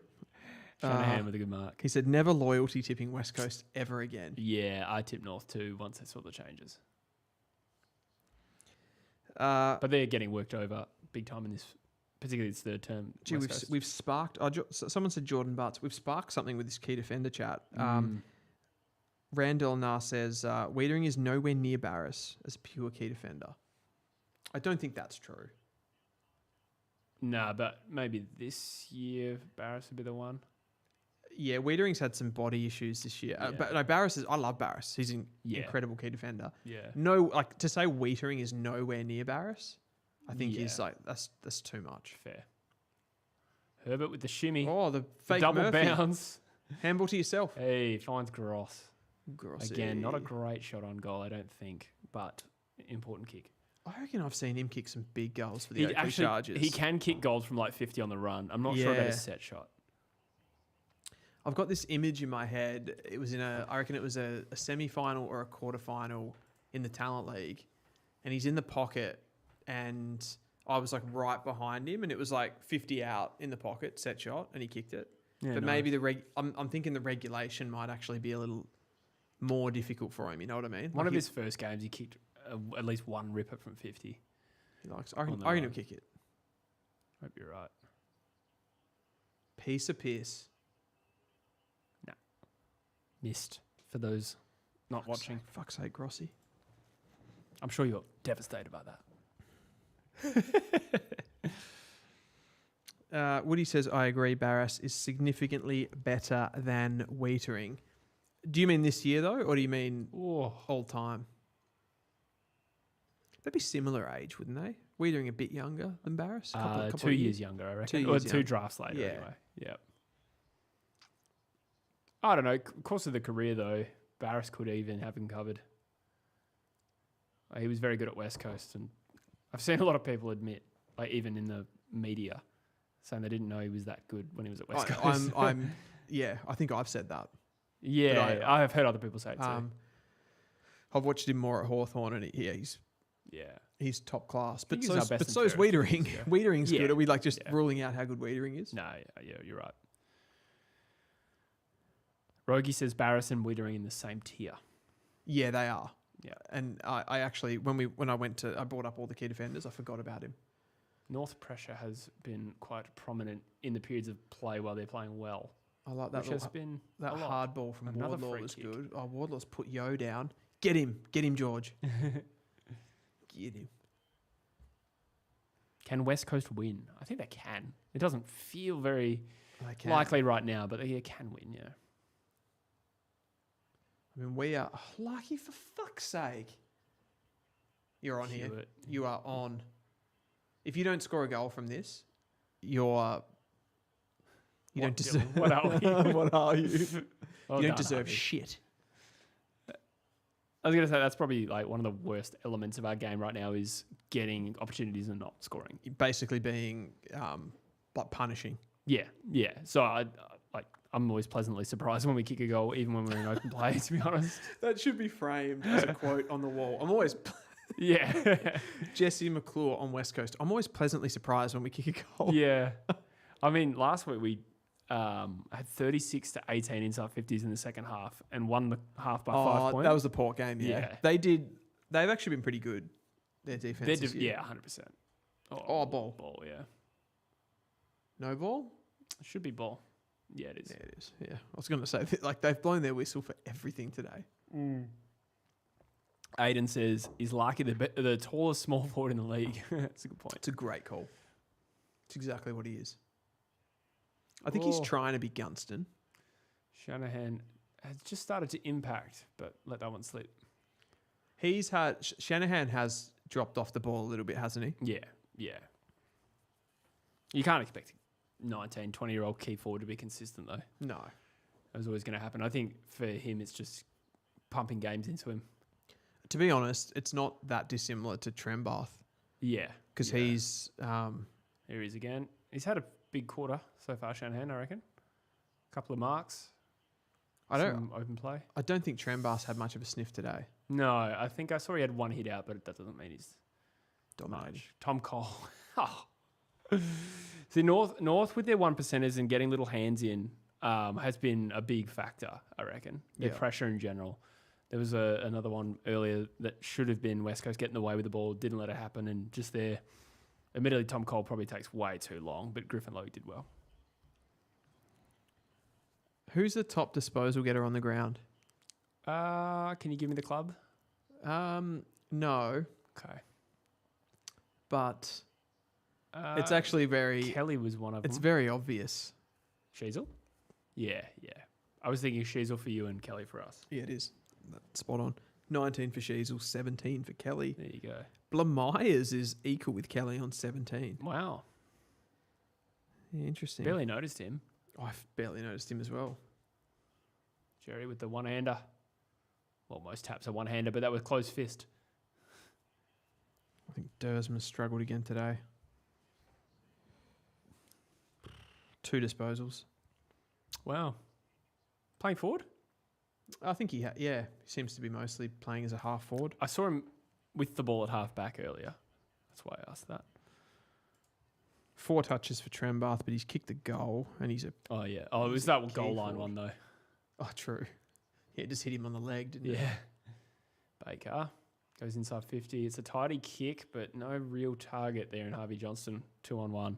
How's Harvey... Where's he at, Johnson? He's playing a little... They've carved out a little niche for him as a pressure forward, and his pressure is really good. His skills are good, but he's not like really damaging with the ball in hand yet. Give me the West Coast Eagles four best small forwards. Remove any need to draft at the moment and just give me your like current lineup of like who you think are your best 4 small forwards. God, it's not a great list to be honest. Including high forwards. Yeah, I mean, you could say that Brockman is probably close, but like he's on talent. Yeah, but it's a low Is he going to bar. make it? Well, I don't think so. He's playing Waffle today, actually, I think. Yeah. Just the 4 possessions to halftime. Yeah, so no, let's put him aside. I reckon it was probably like pre-injury. Noah Long was probably in our best 22. Yeah. So Murdoch would be 1, right? I forgot about Murdoch momentarily because he wasn't there at the start of the year. Yes. Or like in the off season. Sorry, Murdoch is the clear number 1. Yeah. Him just cut out. Oh. She's all no. Caleb Daniel, no. Please, no. Missed. Yeah, it looks like we're buffering a little. Should be back now. Okay, yep. Yeah, let us know in the chat if we are back now. Yeah, quite a few comments. Thank you. Thanks for that. We are back. Testing. 19 points the margin. West Coast couldn't buy a goal despite having some territory. I think that might cost them here. OBS just crashed. Oh, did it? Did it fully close? It fully closed. Yeah. I think we're back. We are back. We're back.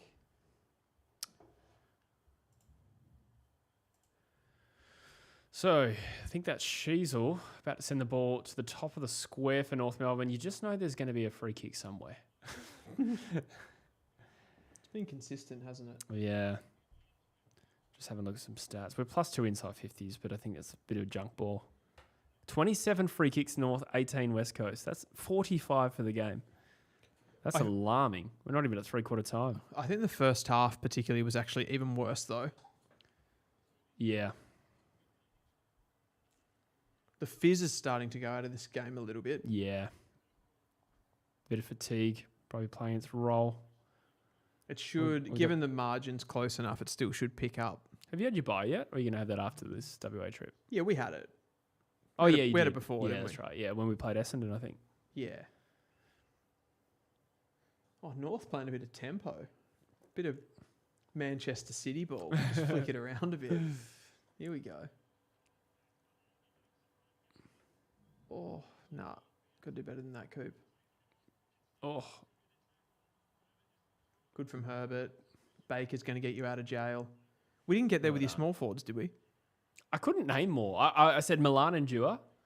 Milan, Dewar. I think Johnson's a small forward. Yeah. So Johnson. Yeah, I mean, he's in Johnston, the team, yeah. right? Am I missing someone, Eagles fans? I mean, you might consider Gross that. I don't. I think I'm going to put him in as a midfielder in my head. Okay. I think Noah Long probably, but again, he could be done. Yeah, I think it's the cupboard's pretty bare. Okay, so then in that case, it's fair to say you have, in my opinion, the equivalent of one small forward. Yeah. Ooh, what's happened here? Tom Cole sore? He's been pulled to his feet.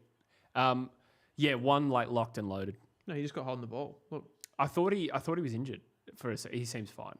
Does he do something like grab at his leg? McWilder, you're going to get sacked in the morning.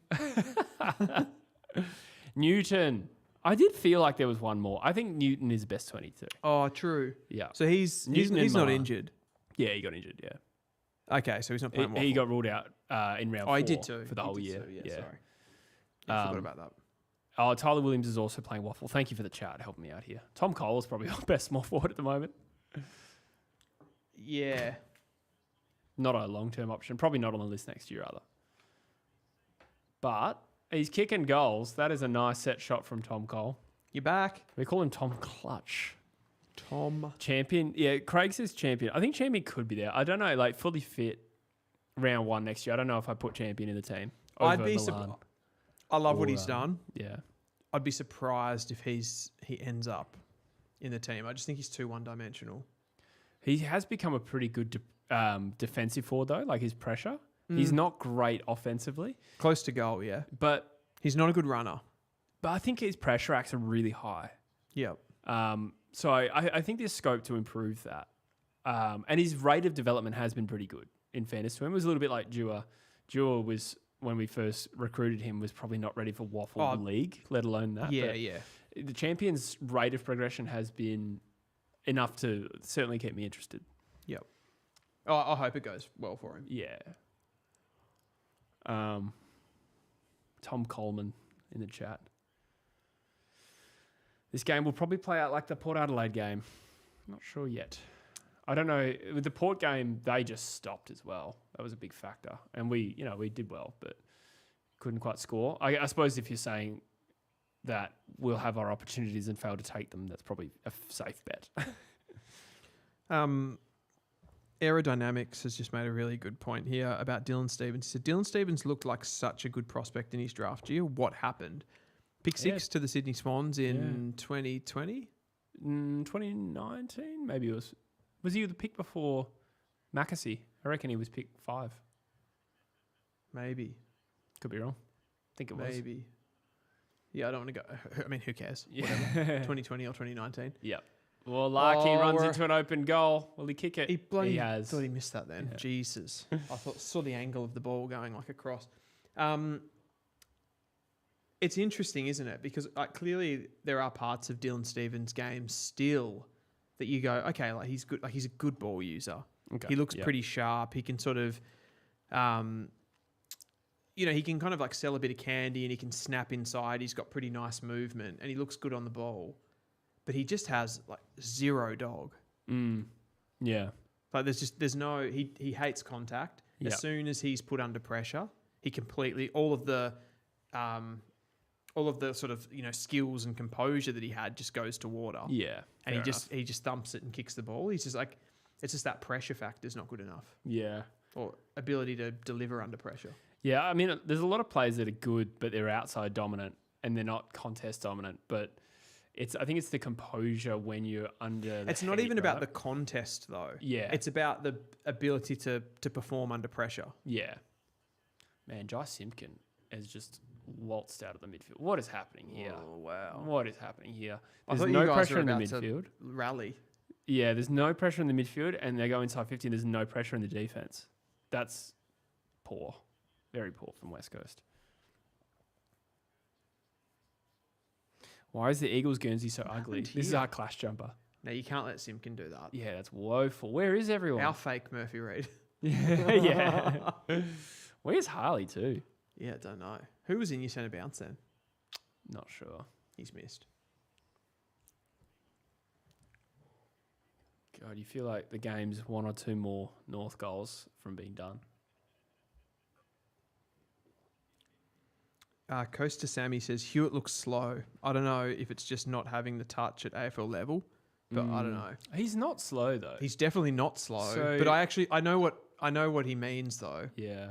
In that Oh no. Oh, it's okay. he doesn't look particularly quick today, does he? No. Again, no preseason could be a factor. Also, you don't run as fast when you're not confident. Like from experience. Yeah. It definitely impacts you. I would imagine that Elijah Hewitt would be one of the quicker players in your team. Possibly. Oh, Well, that was a Milan's free. having a bit of a stinker. I don't know what the stats say, but I feel like every time he's got near the ball, he's dropped it. He has won a free kick here, to be fair.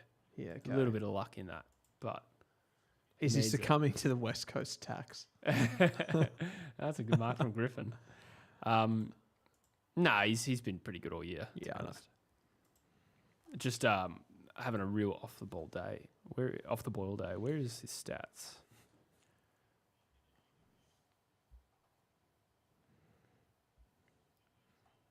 Can't even find him. He's at 8 disposals, which is honestly more than I thought. He just had another one there. That was a good kick, to his credit. And you know what? He did actually hit up Waterman in that pocket with a nice kick. Maybe he's not going as badly as it felt. I feel like he's been okay. I mean, he's probably been, in this game, he's been a bit more anonymous to me. Yeah. And he gets another possession. Yeah. But I feel like in my mind's eye, I've seen him descend upon a ball and not get it like 4 times. Okay. Oh, what? Was that him? I think he thought that was... I can only imagine he thought that was an Eagles player. He kicked it to like 3 North players standing on their own. He put his hands on his head immediately. He must have just thought they were Eagles players. If the game was to end right now, this who would you have as the best player on the ground? And why is it Jack Darling? Yeah, it would be Jack Darling. It would be Darling. Shees was actually having a good game. She was I having a think. good game. Yeah. I actually, again, I know the numbers won't stack up here, but I've actually loved Wardlaw's game again. Yeah. Yeah. And He's if, an if impact Foss was per- playing, he'd be best on ground. Yes, clearly. Yes, sorry. Yeah, he's an impact player. Yeah, impact player more so than volume, 100%. which is also true of Foss.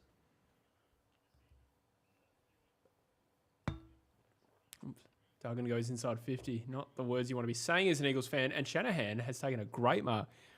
This third quarter has been a promising one from him. I think you guys need one more goal before three-quarter time. Yeah. Otherwise, it'll be a bridge too far. I don't have a lot of faith in this kick. Uh, He's a great set shot. right footer, though. Yeah, he's a great set shot, but I don't trust his form. And the importance of the kick as well, I think, comes into it. I'll be pleasantly surprised.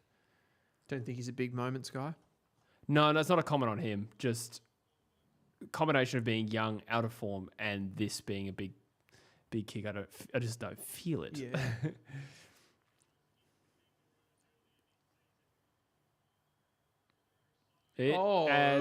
Joby. Not quite the middle, but it was a great goal. Yeah, Job, I think he needed that. Great goal. I shouldn't have talked him down. No. He basically said he was weak mentally. I didn't. It wasn't a comment on Job. It was just a comment on vibe of us as well. Jessa missed. Yeah. No, I'm pleasantly surprised. I did say he is a good set shot kick. There's no doubt Stop about trying that. to dig your way out of it. You said he won't kick this. And then I did say it was good, though. On the one hand. No, it was just I did think the moment would be a factor. And his form. Yeah. His form. But oh, dear. Good goal. Podcast says reverse commentator's curse. Rogie says from quarter time, Reed has only scored 2 super coach points. Jesus. He's What's been happened there? quiet. Has he been tagged? I presume he's been tagged. Who would go to him? We don't have anyone to tag. Who would it be? Seems- Foss tags. It seems genuinely Has surprising. Simkin gone to him? Well, Wardlaw's next to him Wardlaw. there. But Elliot, with some Wow. Harley, he's run too far. Dickhead. That was Did he get caught on the ball? was running too far. He ran from the centre to the 50. Oh, jeez. I didn't even notice. Yeah, I just knew he was not going to bounce it then. What was he thinking? Got away. Gotta And then get- he's like, what are you doing? why didn't he just kick it? He should have just kicked it. That was low IQ. Yeah, That would have was. been a big moment had we scored a goal there. Yeah. Could have turned the momentum. You don't do that when George Wardlaw's chasing you. Yeah. But that actually wasn't the problem. The problem was he just didn't get rid of it. He ran too far. Mistake from a senior player there. The only thing that I can think is muscle memory, and he's like, I can usually run away from guys, and then he went, oh shit, Yeah, that doesn't forgive the not bouncing it. No, I know, but he knew that if he bounced it, he was like, he could see him, and he knows that if he bounced it, he was going to get tackled. Yeah. So he kind of just kept going. You have to kick though. Yeah, I know. You have to kick. I know the rules. Harley. That's better. That's half time. 3/4 time. 14 points. Ooh. Reed gave a little swipe there. He is good for a little whack. Oh, this was last time these two played. There was the Combin controversy, yeah. When Reed ran at Combin, yeah. I forgot about that. kind of made a beeline for him, and then Yeah. Combin got him in the head. Yeah. See, Combin's good for one of those as well. Yeah, right. Like he won't take a backward step. Blamire's second most touches on the ground with 21. 464 metres gained too. Yeah, right. I have seen him a few times, come out of we've come out of stoppage, and he's been the handball receive, almost he looks more like he's a high forward. I assume he's coming off the back of the square maybe, but he's got involved in quite a few chains for us. He's been pretty good at moving the ball. North are +9 contested ball, +30 uncontested. So just generally doing most things better. The Eagles have got the ball inside 50 a bit more, but the quality of those inside 50s and the quality of those targets have been poor too. I had a bit of a look at West Coast and North from a statistical point of view before the game, and there's not much that you guys have us covered in. Ground ball gets was one thing that Was we're it? ranked really high on. You had a bit of a look too, did you? And post clearance contested ball. We're post better. clearance contested ball. So obviously if you remove clearance, the contested ball is we go from below you to above you. I noticed you had a better centre clearance differential, and that's Okay. proven to be correct in this game. You've smashed us from centre clearance. I think that'd be the leap of Bailey versus Jerry. We've had more clearances, but you've had more centre clearances. Yep. But yeah, I think we're a top 4 team for uncontested footy. Okay. Interesting. I think we rank pretty low in uncontested ball. Yeah. And contested ball, I think we're bottom 2. You guys are more of a surge team. Yeah. It's heavily contested. It's pretty well long to contest, and then you go again. Yeah. We try to move the ball and usually get caught up in our back half and then don't score. Yeah. Joof says, how's Starcevic been? I think he's been good. He's been fine. Yeah. He's not really a big playmaker. He's just playing his role. That being said, they've put him on Darling, and Darling made mincemeat of him. So, but I don't know if you hold that against Starcevic. It's a mismatch. I don't think so. It's, yeah. He doesn't play on keys. He also asked Marcus Herbert. I think Herbert's had a pretty solid debut. Oh, he's been great. Yeah. Yep. Rogie says, feels like half the mid-season draft is already debuted. Yep. So who hasn't? Oh, Caleb Bay hasn't. Oliver Franco hasn't. Ollie Griffin hasn't. From the mid-season draft. Yeah. Oliver Griffin definitely hasn't. He did say half the mid-season draft, to be fair, not all of it. So Kai Anand today. Is he playing? Yeah, this week, sorry. Yeah, right. When do they play? Richmond? Drawn a blank. I've also had 2 beers, so yeah, on an empty stomach, that kind of does things, you know. It does. They play tomorrow. Yep. Yep, but he will be debuting in that game. So Anand was picked 2. Artemis, is he still injured or did he come in this week? Let's have a look. I don't think he debuted this week. Blade of Duck says, who would you support in a Freo Sydney grand final? Both of us. Sydney, 100%. Yeah, Sydney, for sure. I'm like thinking about it, and I'm like, yeah, no, definitely Sydney. Eagles lead by a point in the waffle, just for those interested.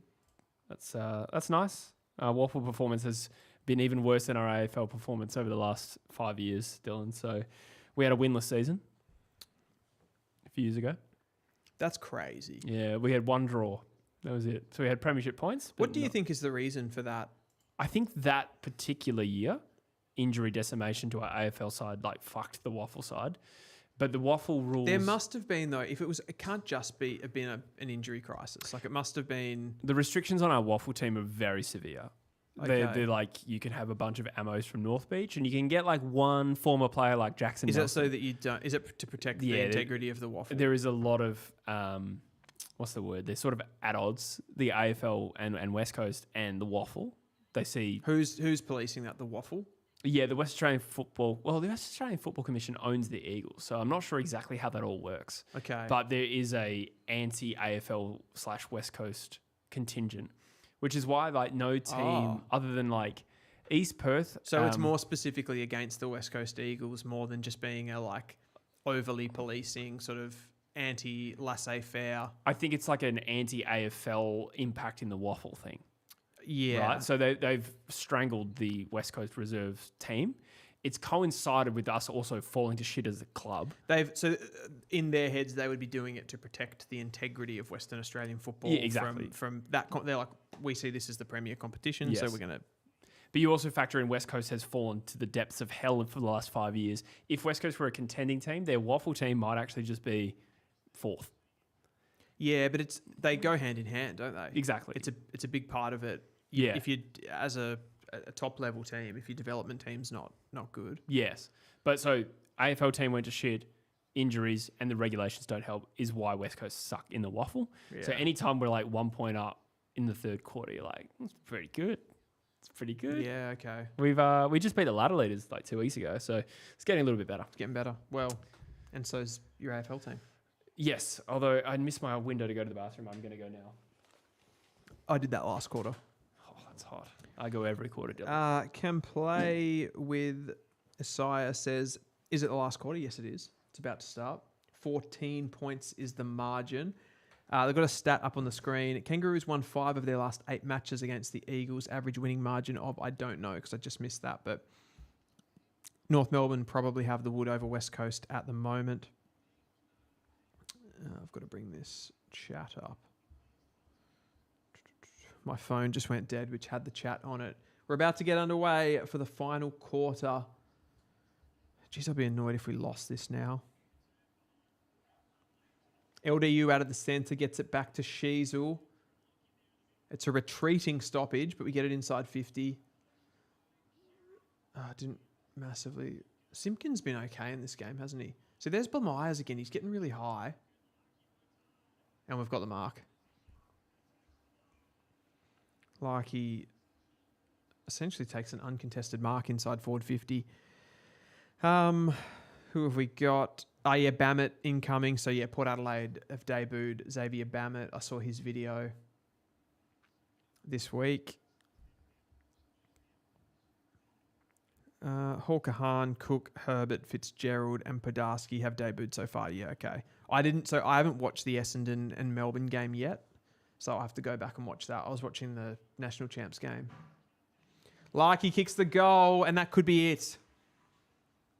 This game could be over. It's a 20-point margin. I feel like West Coast are starting to die. Did you hear that, Jesse? I said, did you hear that, Jesse? He's not answering me. Lewis says, Dylan, if you were in charge of West Coast recruitment, would you take Snell at pick 3-4 or just get Aaliyah on a free? I think they're exclusive of each other. I don't think you're getting Snell, like, based on who you pick up. I mean, you've got... I still do feel like if there's a really top-end midfield... Like, if West Coast have the opportunity to get an Archie Butler, I think you probably still take him. I agree. Yep. I'm assuming he's unavailable. But it's too early to really, like, conclusively say any of that. Like, even a Gus Teixeira. Free kick someone. You'd still have to be looking at those guys and, like, Drever and those types of players. I'm hearing you delayed in my ears.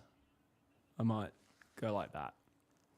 Oh, okay. I don't know. Just letting you know. I don't think it's affecting the coverage for anyone, but it's just something that's popped up on my earphones. Interesting. Do you think Teixeira's the right kind of midfielder for West Coast? I assume you're saying... Did I miss goals? Was that the 3/4 time score? No, we kicked a goal. Like you kicked one. Oh, of course. And I was like repeating, this could be over. Yeah, it's pretty close, I reckon. One more goal will do it. Teixeira, the right sort of midfielder. Well, I think you guys kind of lack that consistent sort of player, consistent accumulator type. Is that what he is? Well, I think he's got a good bit of speed and power to him, which is not a bad thing. But he racks them up. Like he's got a good enough tank, a good enough endurance base to be able to get around the ground as well. Yeah, here we go. Oh, good defense. I really don't want this to become a blowout. Again, though, like watch Larkey there. Like he's calling for the ball constantly, like over the back. Yeah, true. He should have made a contest there. Wait, why did I put these back on?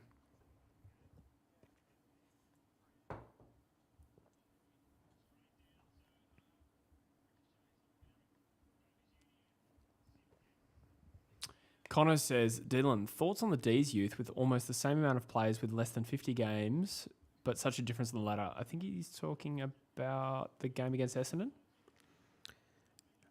I think same amount of players under 50 games. Let's check that. For Melbourne? Melbourne, yeah. Same as North? I don't know if you meant North or Essendon. I'll check that, though. What do you think of the Demons youth? Oh, it's good, isn't it? Like yeah. Windsor could be a top level mid. I think he's tracking really, really nicely. Harvey Langford. Harvey Langford's actually, I think, going under the radar a little bit, how well he's doing. Yeah, I agree. He's been outstanding. I think it's because he's playing wing this year. So it's 10 Melbourne under 50 and Essendon 11, so pretty close. Okay. Basically the same. Oh, so it was comparing it to Essendon. I think so, given the result today. Yeah. Is it Blamey's under the footy? Ooh, Spargo. Was that a mark? I thought it was a mark. Jeez, it was close, wasn't it? West Coast led off there with a little fumble from Trembath. Spargo's pissed off. He had to... Who spoiled that? That was a... Oh, that has to be paid. Oh, my God. I actually looked away at the crew. Oh, the mark? Yeah, no, I thought in real time. Baker missed the punch. Yeah, and then I think Cole just smashed his arm. Yeah, no, I thought that was a mark too. I thought he must have cleanly just punched the ball out. Yeah. Turner, key back. Yes, yep. Great player. I mean, even guys like Van Rooyen, like he's gone to another level. The only player that I can think that Melbourne, and like because they haven't had that top end selection, have they? No. They've always been a little bit back in the draft. I think they've just done really, really well. What was Xavier their Lindsay. Earliest pick was at 6 and Windsor? It was either Windsor or Langford. Yeah, what was Langford? 6. Oh, yeah, they were both 6, I reckon. Yeah. So that'd be their top pick. And then guys like Lindsay and Tholstrup, I wouldn't call him a miss. No, I think he's going okay. You could call Jefferson. I think it was a little early for him, but like he's going okay. Yeah. Frostrup. I think the closest you could call a miss so far is Jefferson, who's not he's not a write-off. No.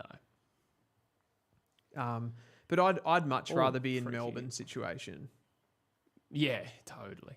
where you've got that like solid base of, you've got that foundation of guys that have still played in the premiership, experienced players, and you're just kind of drafting nicely around it. Oh, what has happened there? Oh, fuck off. Jesus. Bailey Williams. That's unforgivable. Nobody wants to win this game, do they? Dropping an uncontested mark all by yourself 5 metres from goal. That was terrible. Do you know what the only explainable thing about that was? He thought he was about to get crunched from behind. Yeah, still you have to. I used to do that all the time when I played footy. You got to give him a bait for that though. That's terrible. 100%. Yeah. Uncontested mark, and you're like, oh shit. Yeah, there's a little bit of that. I reckon. Or I tell you what, North have been pretty on today from a intensity point of view. Obviously, there was a little patch and maybe patches where West Coast have gotten territory and a little bit of dominance, but that's normal to have flows in a game. I think North and their pressure, everything to the last detail has been probably much improved from last week. I would say the one thing that's standing out about this game that's a positive is I thought we were going to, when you guys got in front, I thought we were going to crumble. I'll give him a break. It's his debut. Herbert drops a simple mark. Oh, dear. Oh, gee, you guys just can't handle the ball. No, just failing to get down to the ball. Spargo. We're giving you a fair bit of opportunity here to take it. But yeah, like we've had, I suppose you've tested us and we've sort of been able to respond. Yeah. Oh, dear. That's embarrassing. Simpkin want to kick this. That's probably the worst element from today from West Coast has been their defence, which, you probably could have seen coming with a few outs. That sounds like an excuse. It's more just a comment on what West Coast are like without a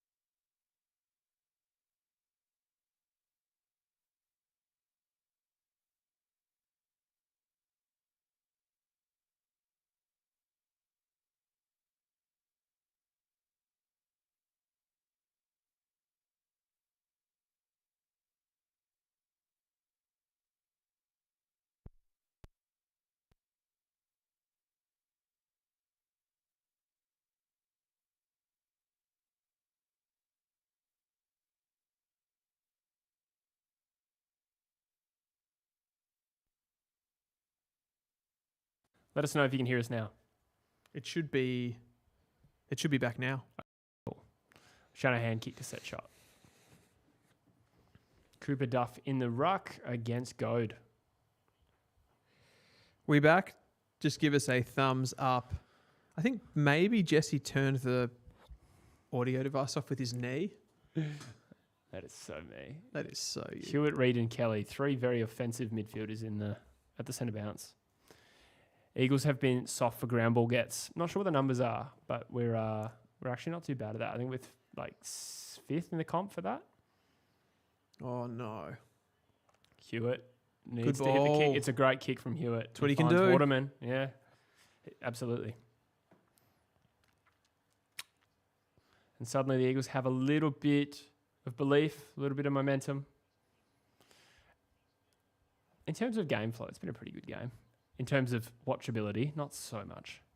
These are never good games, though, like, regardless of margin. They're always Do you remember close. this game last year, which was the Bunbury game? Yeah, that was one of the worst games I've ever seen. Yeah, this is somehow a lot better. He's got to kick this, Jake. Yeah, Looks good off the boot. We're back to 9 points. No reaction from Jake. I thought he missed. Yeah, the reaction. Tom Sato says, only $700K a year, a bargain. Rogie says he kicked a drop punt. Damn, it's game on. Yep, suddenly it just threatened to be game over. It was right on, teetering on the edge. A couple of goals in a row to West Coast brings it back to being interesting. Oh, far out. Dylan's swung back the other way now. We're so useless. Oh. Got 125 in the chat. Thanks for being here. We were like absolutely in cruise control. The fact that we could now lose this game is just incredible to me. You were giving us no issues with the ball. We kept turning it over, and I was like, okay, we'll kick the next goal here in a second. We'll straighten this up. We'll fix it. Jake Waterman, top of the league for score involvements. Is he? He's been top 2 for a little while. I think that's the first time I've seen him equal first. What's happened here? Free kick to someone. This time it might be West Coast. This time? You've had way more free kicks than us, bro. Have we? Yeah. Last time I looked, it was +9 North Melbourne. Yeah, right. I can't get the stats. What's that? Don't know. The app's not. Oh. Can you get mine just refreshed and is looking visible. Good mark from Bazo. Yeah, that's what I mean. I'm the same. Is that just the AFL website? Oh, weird switch. Marek's taking a good mark though. Trying to find free kicks for myself. It was 27 to 18 when I last looked. 30 to 24. Okay, plus so 6 North Melbourne. Evened up a little bit then. Tyler Young. West Coast might have grown a leg here. Still plenty of time for multiple momentum swings though. Oh, this is on. Fake read. Stop saying that. Number 51. Yeah, I think that's the highest ever Eagles number. Is it really? I think we had a 50. I forget which player it was, but someone somewhat notable. Oh, Shanahan's. Fuck off.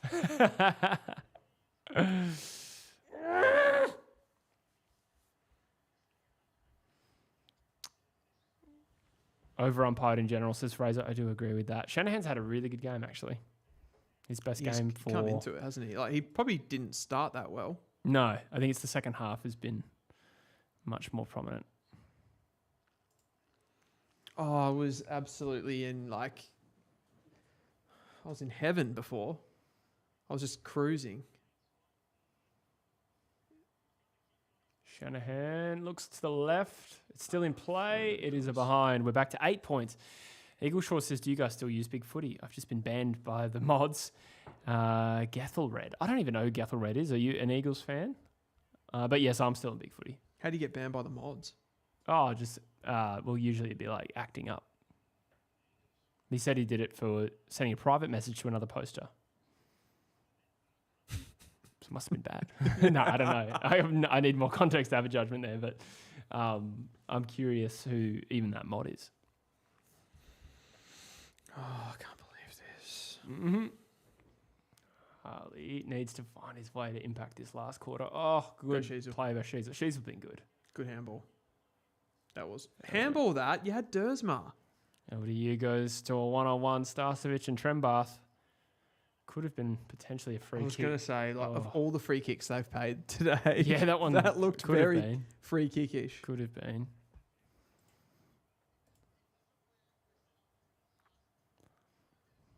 Wow. 9 points, the margin. Who This would wins be from here, Jesse? North Melbourne. But this would be a great You love doing that. great little test. I'm almost always right, by the way. No, you're not. When was I wrong about that? You were wrong in first North Melbourne game that we lost. Oh, yeah. Yeah, you're right. We were 5 goals down in my defence. Yeah. Waterman. Essendon game. I never said we were going to lose. I said early in the quarter time. I said at quarter time, I was like, there's some alarm bells about this game. And then Essendon just stopped. By the way, Waterman's just turned that over, which is not ideal. I said it all throughout the Richmond game. That was right. You probably find any number of Eagles games that I've said that throughout.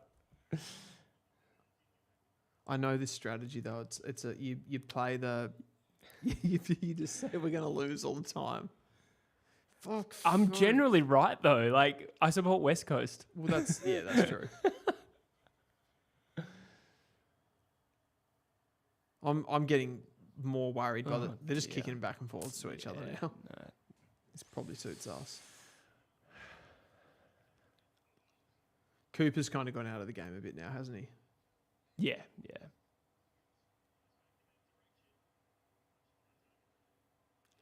Hewitt does kind of well. Does well there. Milan. Gets the ball out. I thought that could have been a free, ducked in. Yeah, but a little bit. Hard to tell. Oh, free kick West Coast. There we go.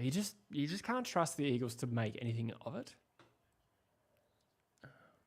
But to their credit, they're still coming. yeah, they're having a crack, aren't they? It's probably all I can ask for. Oh, But again, a good learning experience. As cliche, as cringe as that sounds, I'm glad we're in this situation and not like way down. sure. Oh no, Cooper, no, can you find the hands? no. He doesn't. It's a bad handball. Oh, Shanahan's hurt his shoulder. Has he? Yep. We're out here. Yeah, that was crucial. Oh, Starcevic, nice spoil. Not to put that on Cooper. It wasn't too much more he could do, but had that found a free Eagles player, then potentially a goal.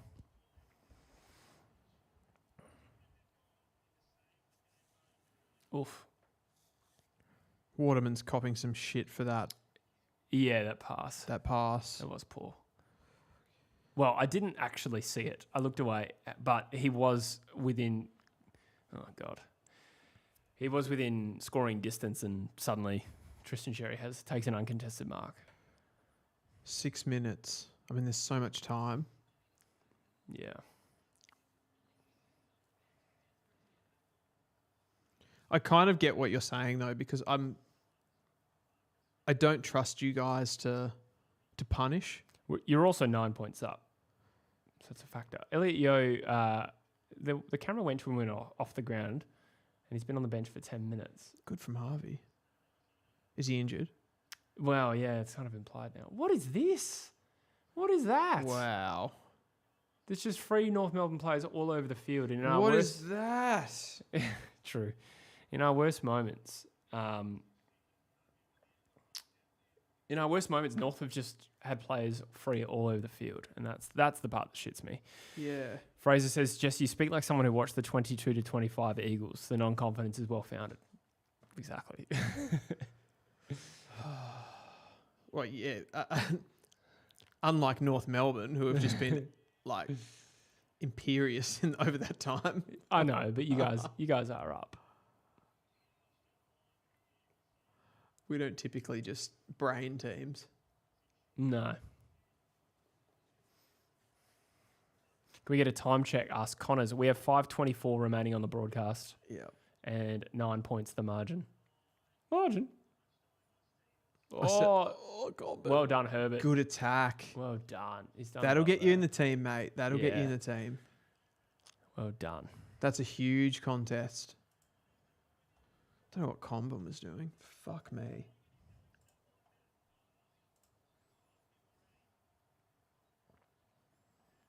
I'm tracking how many touches. 2, 3. Hewitt has the third most touches for an Eagle. Marriott goes inside 50. Here we go. Oh, good body, but Waterman almost takes the mark. It's still in play. Come on, Eagles. Do something. Nah, nothing will come of it. Elliot Yo's back on the field. He sends the ball to the top to Shanahan. Oh, the game has just gone up a gear again. Thank you. Could you tilt your glass for me? Thank you to get the perfect amount of... I won't say it. I think I needed to tilt it more. Thank you, sir. I did a half. Oh, yeah, this yeah. time because I don't have another cold one. Thank you. That's all good. I'm driving after all. Also, we might lose, in which case well, maybe I'll need it more, actually. McKercher not getting it over the line was poor from Lewis. I didn't even see what happened there. What happened there? I vaguely... Oh, boy, he missed. No. That could be the game. 4 minutes remaining. Wow. 8 points. That's a dagger in the heart. Woody makes a really good point. This is cinema. Bad cinema, but cinema nonetheless. I think the ball was in the pocket, to answer your question, and McKercher made the decision to keep it in, I think, was the idea. Well, And that we got kind the of, ball if you back. go back, I know like you don't want to try to be in save the game mode all the time, but like when Sheasel was running inside forward 50 and he went for the lace out to Larky on the lead, and he had just that easy kind of, he could have just had an uncontested mark out a little bit wider and just taken seconds off the clock. Bazzo having a nice game, I think. I think he's been pretty good today, Bazzo.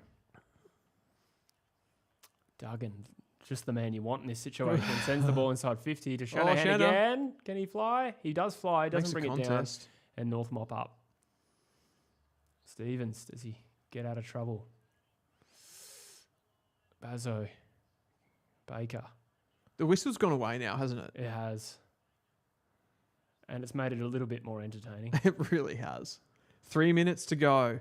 Duggan on his right. He has been favouring that right lately. Either injury or he found out late in life he's a right footer. Cooper, great mark. There's a chance here. You've got players running back towards goal. Waterman asks for it. I don't like the kick. Oh, fuck me! Shanahan has taken one hell of a grab. It will be a tough kick for a guy who just missed from a much straighter angle. This is a tough set shot. Pick 38? 30. Yeah. First pick at day 2 or... Can't remember exactly. Might have been... Nah. Nah. That was Sims. Yeah, you're right. Nah. I don't know why I thought that. He's got kicked it. it. Oh my God. We should have seen this coming, Dylan. These games always go close. Fuck. That was great. And hats off to Job Shanahan, who's having the best game maybe for his season. Let's have a look at his stat line. There was that Port game where he took that massive hang, but he's kicked 3? Maybe he's kicked 2. I don't know where you're at here. Like, I've kind of had this... Like, I was very stimulated by this game. And Gross. it's like, Why? I'm at the point now where I'm a bit like you in that Richmond game where I'm like, even if we win, I'm annoyed. No, I'm liking this. I won't be annoyed if we win this. I'm not at all overly annoyed at the way we're playing. I'm not going to dress it up as a great performance, but we're missing a few soldiers. We rely heavily on Ruben Jimby, and there's a lot to work on, that's for sure. Oh, for fuck's sake. I think it's This always... is sickening. Oh. We deserve to lose this. Oh, Yo threw it. Fuck. That's Yeah. potentially game-saving act. Why were the West Coast I fans think he cheering thought it was their free kick. A West Coast free kick. Oh, boy. then? I think that was ball. It definitely was ball. Not that we deserved it. Yeah. But No, he threw it. I think he must have just thought something different happened. The Eagles have the momentum. Have the territory. Duggan on his right again. Maybe he's right-footed. Jesus Christ. It's going to hit the ground. Harley. Oh, Wardlaw Well done wins from that Wardlaw. contest. Duggan. I got it back. Well done, Duggan. Baker finds a free Waterman. Yes! Come on! What am I singing? I don't know. Well, he's got to kick it first before I gloat. But what a finish. Oh, this is so What a fucking finish. typical. 168 in the chat. Shanahan has taken 5 contested marks. I'm actually not that confident this goes through. I won't harp on that. But like Jake is such an amazing player, but his goal kicking, this is His career set shots are up and he like never misses, basically. yeah, no, but this year I think he's missed. Oh my Yeah, god. he's missed. I told you. Oh. Oh, that's bad. That's bad. 180 in the chat. Handy point. No, it's not. Oh, how shit would a draw feel? Oh, 40 that'd be seconds to actually go. no. I reckon a draw would be perfect. Yeah, it probably would. Oh, that's a great mark. Lucky. That's a game-saving act. That is the first time I've ever seen him do that. That's a game-saving act. Oh, Jake. I feel bad for the guy. I just feel sick about this game. Yeah. On Starcevic. North prevail. North probably prevail. That's fucked. Oh You my think about it. god. What a way to lose. 3 seconds, it's over. It all comes down to that moment, that goal. Get the camera on Jake. What's he doing? That's crazy. That's crazy. Worst match I've ever seen. Smitzer. I hate this team so much. Thomas Addo. 1 point loss. Sad face. Fuck Most hell. undeserving win ever. I kind of tend to agree. Like, just Yeah. fucking hell. I think when it comes to the finish, like we had the game on a platter there. But not for the last time. Or not for the first time and probably not So the were last. you right then? Yeah. No, you weren't. Yeah, I was. But You said who wins from here? I said North Melbourne. But you should have won. Look at the fucking score, bro. You should have won. How we flipped. We should have won, yeah. Yeah, we had you all over. We were all over you in the last dying stages. That's 2 weeks in a row. We probably should have won. Darcy says, sorry to make you talk, but Darcy says, it's not like this is a podcast. Yeah. North aren't good. Your supporters think you are further ahead than you are. Is that true? I think so, a little bit. There's some truth in that. There's some truth No, in I that. think I Yeah. agree with that. Yeah. No, I get criticised from North Melbourne supporters for being too negative. Yeah. Because yeah. I do think we think we're Yeah. like, I don't think this season has. You can't say there's zero improvement. No, in this that's not what I'm season. saying at all. Yeah. No, I've simultaneously.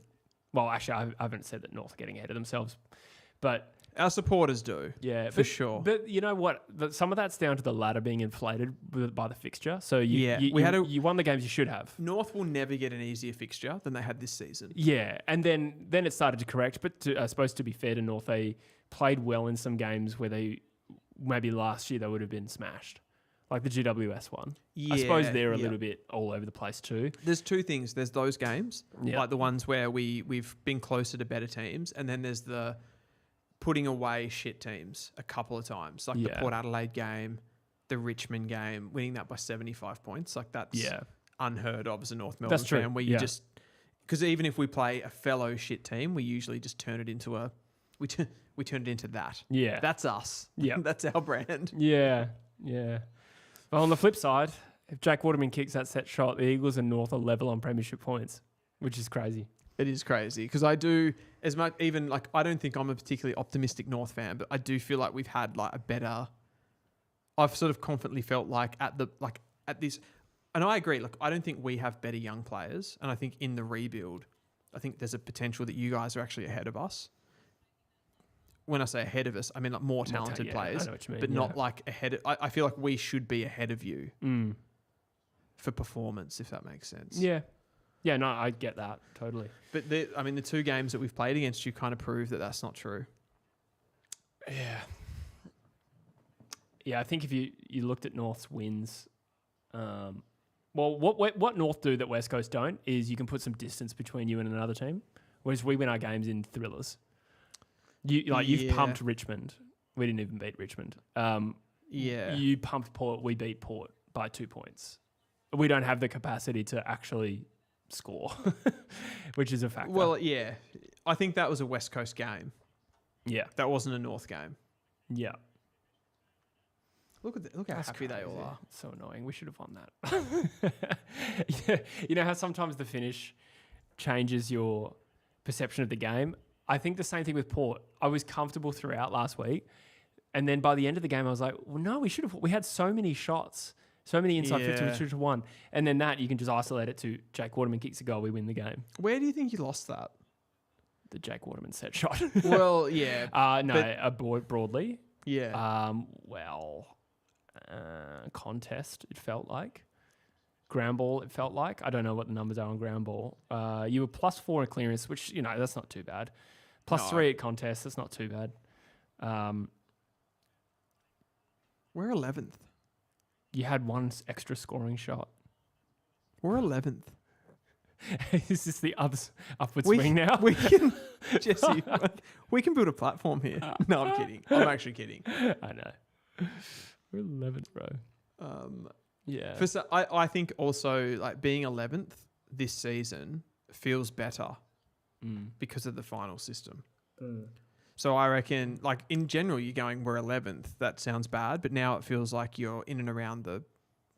What did I say pre-season? I said, if North Melbourne are in the mix for the top 10, it's a good season. Yeah, I don't. So how can I be too critical? No, but I am critical because I think we've been shit. Well, yeah. I mean, I think if Jimby's in, we win.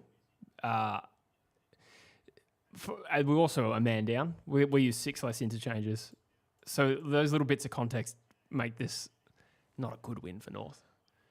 But, hey, at least you didn't lose. He missed this, did he? So, yeah, true. Fuck. That's crazy. Kicked ourselves out of it. He did kick that. Oh, that poster that Waterman had. Yeah. Did you see his run-up? I looked away just at that moment. How was Larky marked that? It was a great mark by Larky. I thought Sheezer was good too. Yeah, Sheezer was He probably good. gets 3 votes. Darling didn't have... No, he had 4. Oh, Larky had kicked 4. I didn't notice That is that. so Larky. Waterman kicked 3-3. That is very... Waterman as well. Shanahan 3-2. It was one of Shanahan's better games. Harley... I think a big factor in this game was Harley getting shut out in the second half. Didn't do anything. Well, sorry, like since quarter time. He had more touches in quarter time than he had in the rest of the game. Do you think that's fitness? No, I don't think so. I think his fitness has been really good. Unless he's really tired, that's possible too. Which I guess that's technically fitness, but no, I don't think it's his conditioning. Yeah, right. But then again, like he is a young player. You'd expect him to not be consistent every week. He's been more consistent than perhaps we could have asked. But did Wardlaw go to him? Maybe that's what it was. Probably won that battle. Yeah, to be honest, I saw them going head to head. Generally speaking, Wardlaw doesn't do like genuine tag jobs on players. He normally just runs off them. He kind of, he makes them accountable. Yeah. And then tries to hurt them going the other way.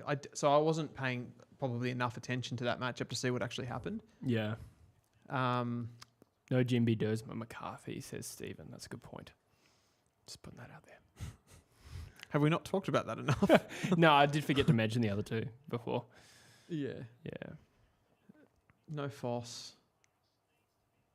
No North. No North. I'm fishing for other players. Yeah. Who else didn't we have? There must be someone that I can bring up. Lewis says we lost it in the third quarter. When I actually asked you that question, that's sort of what I was thinking as well. Like, well, that's true. Yeah.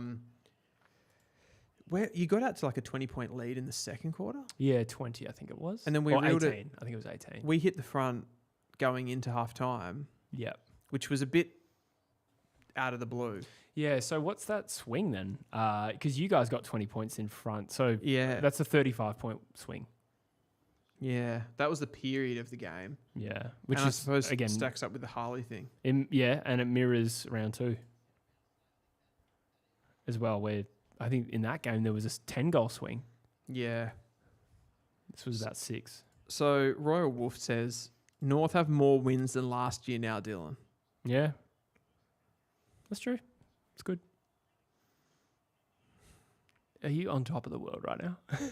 I feel so shit. I can't believe Waterman missed that. This is like the worst feeling after a win. Yeah? Yeah, it doesn't feel good. I can't relate. Gillespie says letting Sherry take uncontested marks in the back line didn't help. I mean... My girlfriend goes for North. Fuck. Oh, she does too. Yeah. Is she a... She's pretty chill, but like she'll let me know about this. She'll let you know. Yeah. And you care more than she does. Sort of, Yeah, it's frustrating. Yeah. You can't really hurt her ever. Yeah. Wow. Okay. This is what Rogie said for Supercoach. Harley Reid, first quarter, 69 points. The other three combined, 6. I think somebody must have gone to him. I reckon Wardlaw went to him. And I say that because I saw them together a couple of times. But somebody went to Harley Reid. I mean, our standard for doing that is Foss, and he wasn't there. Yeah. I mean, he'd be a great tagger, George. You wouldn't use him like that every week, but like in terms of putting someone on Harley Reid, I don't see why not. Yeah. I mean, I've the only thing with George, in theory, because he's that really, like, he puts on a lot of pressure and he hunts and stuff like that. But I do feel he's a bit more of a guy that just, like, he hunts the ball first and he'll lay tackles. But I'm not sure if, like, he gets sucked into the contest a lot, I reckon. So I don't know. But, like, I mean, if he has, he has. So I don't know. Port Adelaide here. We're switching over to the Port Adelaide-Sydney game at the moment. So they're getting ready for that one. North I'm going to go to the bathroom. It's just a 6-7 joke. Herbert's first game up was very encouraging. Yeah, that was a great debut. I think both players that debuted actually played... I think Taylor Goad played really well. I don't know what his numbers were in the end. I'll just click on this now. Goad. He had 20 hit-outs, Goad. So Williams was the highest with 26. Then Sherry had 22. Goadie had 20 hit-outs. He only had 4 disposals, Goad, so he was pretty low there. No marks. Okay. I felt like he was in the game more. I think his centre bounce tap work stuff was pretty good. Modest game, let's say, from a numbers point of view, but I felt like I saw him do some nice things. And Herbert.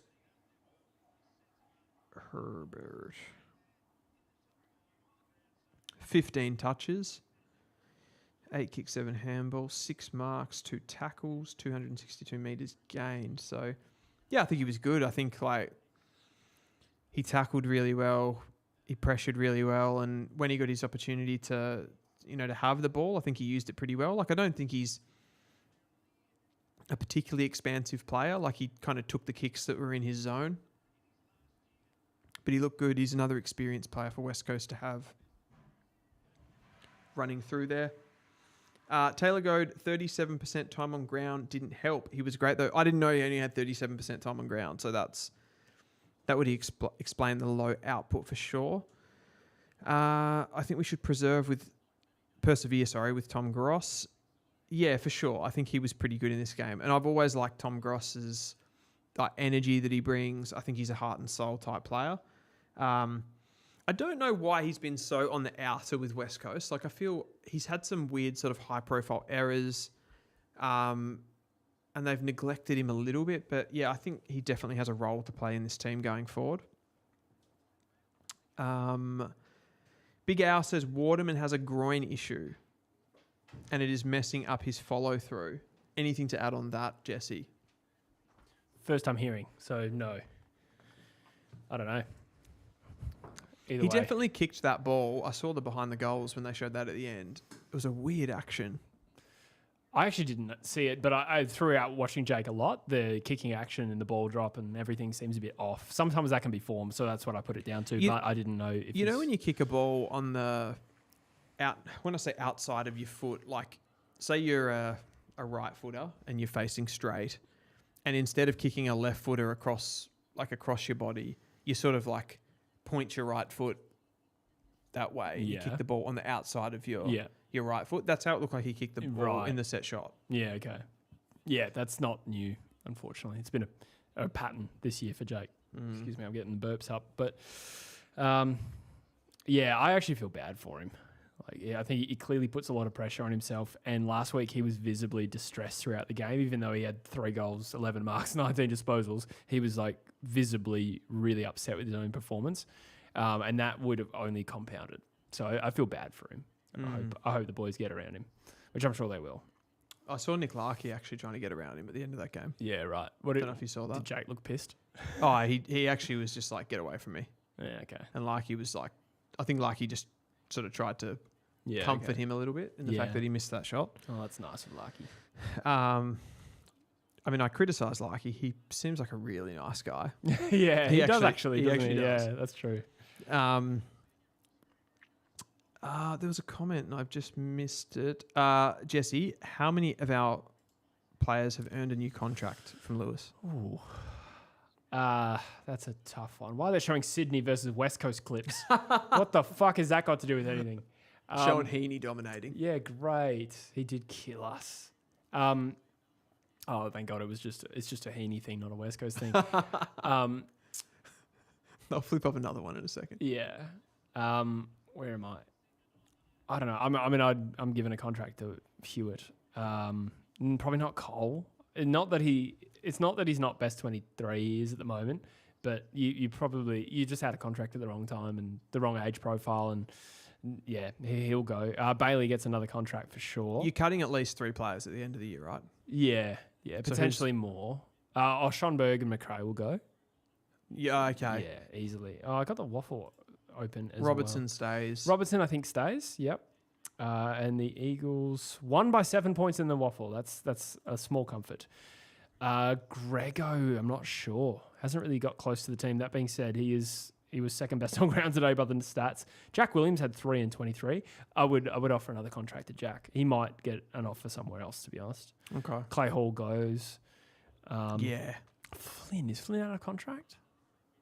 Let us know in the chat if Flynn's out of contract. I think he has to stay out of necessity, though. I think you just keep a rock. Yeah, we just keep him. Barnett goes. Yeah. So there's a little bit of turnover there. Oh, he's contracted for 1 more, I reckon. So he just stays. He'll have to, unless we pay him out, which is possible. We've done that before. Fred, I'm not sure I'd keep Fred. How's he going in the waffle? So he missed the first half of the year through a foot injury and has come back in, and I think he's going okay. He's only on a rookie contract, though. Yeah, 1-year deal. It's probably not a good sign for him, though, that they drafted like a Franco. Yeah, probably not. No, I think Franco has a brighter future than Fred. Franco had 9 tackles in 19 today, so that's good. Sandy Brock, I think he's contracted, so he'll stay. Malachi, keep. Yeah. And Tyrell. I'm not sure his contract status, but I'd keep him. He kicked 4. Brockman goes for me as well. So there's a bit of turnover there. Far out. A lot of decisions. We have 51 on the list at the moment with the mid-season draft and the 3 extra rookie spots. Does that stay the same? So the AFL can take away those rookie spots if they feel like we don't need them anymore. Yep. I'm not sure if we've clearly exceeded needing them. It was a 3-year stipulation, and they said they have the right to take it back, which to me sort of says you'd have to improve quite a lot to lose it because it was a 3-year thing. I don't know. That was probably our second last winnable game of the year, and we lost. So we probably end the year with 5. How many won? We've won 4. Yeah, we've won 4. So you've won 4, yeah. So we can probably win 5 for the year max. I don't know if... And it's that Richmond game. They might as well let us keep that, I reckon, for 1 more year. Yeah, that's probably the way I see it. Yep. Malachi, probably a 1-year deal for Malachi, I'd say. 1-year deal for Malachi. Oh, just the Monfries bounce has just come on. Oh, yeah. Oh, my God. That's right. Different angle. I've never seen that angle before. That's crazy. That's absolutely crazy. Yeah, it's interesting with these rebuilding teams, like what they move around. Do you think? I mean, there'd be some part of you thinking that the fact that you've lost this game, you've won 4 games, which you're not going to finish on the bottom of the ladder. Where do you think you do finish? Do you think you'll still finish above Richmond and Essendon? I think so. There's a 2-win gap on Richmond and a 3-win gap on Essendon. That's right. Assuming Richmond beats us, which probably happens, they love playing us, then we're still 1 win ahead of them. and percentage is better now. I think the ladder might be set. Yeah, Like the at bottom three certainly set. Yeah, Yeah, I think I think so. Yeah, we got no spoon. hope of moving up from where we are. Yeah. Yeah, which is probably a good thing with respect to the draft. I saw someone just wrote in the comments like, can't believe a West Coast fan and a North Melbourne fan complaining when there's Essendon in the competition. I'm like, we've been... What? Yeah, I know. Essendon are not on our level. Yeah. I mean, right now they are, but they weren't last year. No. They were better than... I mean, they kind of were, I guess, but like they were third bottom last year, yeah. Yeah. And the second half of the season, they were. Yeah. When was the last time Essendon finished below either of those clubs? You'd have to go pre-pandemic, I reckon. It'd be a while. But if last time they finished behind both. It's funny, isn't it? Like, pre-pandemic. because from people that you know that support Essendon, they give you so much shit that they're like, you're shit and they're better than you. And then all of a sudden they have like a season down and they're like, priority picks, how bad it is to support this I know, team. yeah. Like, you're like, That's hang true. on. I'm Yeah. copping it from you guys. Nat says Milan Murdoch deserves a multi-year contract. Oh, yeah. I didn't think of him. I think a contract's in the works. I think he has an offer in front of him. So, yeah, that's a Just cut him. Yeah. Fuck it. Oh, shit. So North Melbourne prevail by 1 point Yeah. over the West Coast Eagles, round 14. It means that You're 2-1 in the True Footy Cup 2-1. since 12 months ago. Ah, true. Yeah. Been in pretty close games, all of them. Yeah, they have actually. I mean, we should have lost that game in Bunbury. I don't know. I actually went back and looked at the expected score. You still won on an expected score. Did we? Yeah. Why did it feel like that? We kicked a lot more behinds than goals. So I'm not sure how that works out. Because, yeah, it didn't make a lot of sense. But I think because we kicked 1 goal 15. That's what we were at one point. Oh, really? Yeah. It's funny with those things. And the inside 50s as well, sorry. Because they obviously plot that. Like, expected scores plotted off positions on the field, but Yeah. then you're playing in a weird ground Yeah. that never gets, that those figures come from, I guess, like the MCG and Marvel and grounds that are played at more often. Yeah. It was, the conditions looked difficult there. Yeah. This one, I'd say we should have won based on the fact that a regulation set shot was missed. In terms of the actual flow of the game, let's say that doesn't come down to that moment. Yep. Pretty hard to split them. Maybe not. This game? But yeah. It was Absolute 50-50. both teams had moments where they're all over the other. Yeah. Both teams built leads. It was a and shithouse overall, game. they just like neutralized at the end, and then the Yeah. difference was a set shot. So It was actually, the ending was, to be honest, the whole ending was fitting. The fact that you guys closed that gap and it didn't just fizzle out, like you closed it down. It was ridiculous, to be honest, it was ridiculous that we let you close that back down because I feel like we were in cruise control. it's just a North and West Coast thing. It is. Because I reckon if you guys were a few goals down, The same thing would happen. You would have done the same thing, 100%. Yep. 100%. Yeah, it's just that mentality of trying to dig out of it.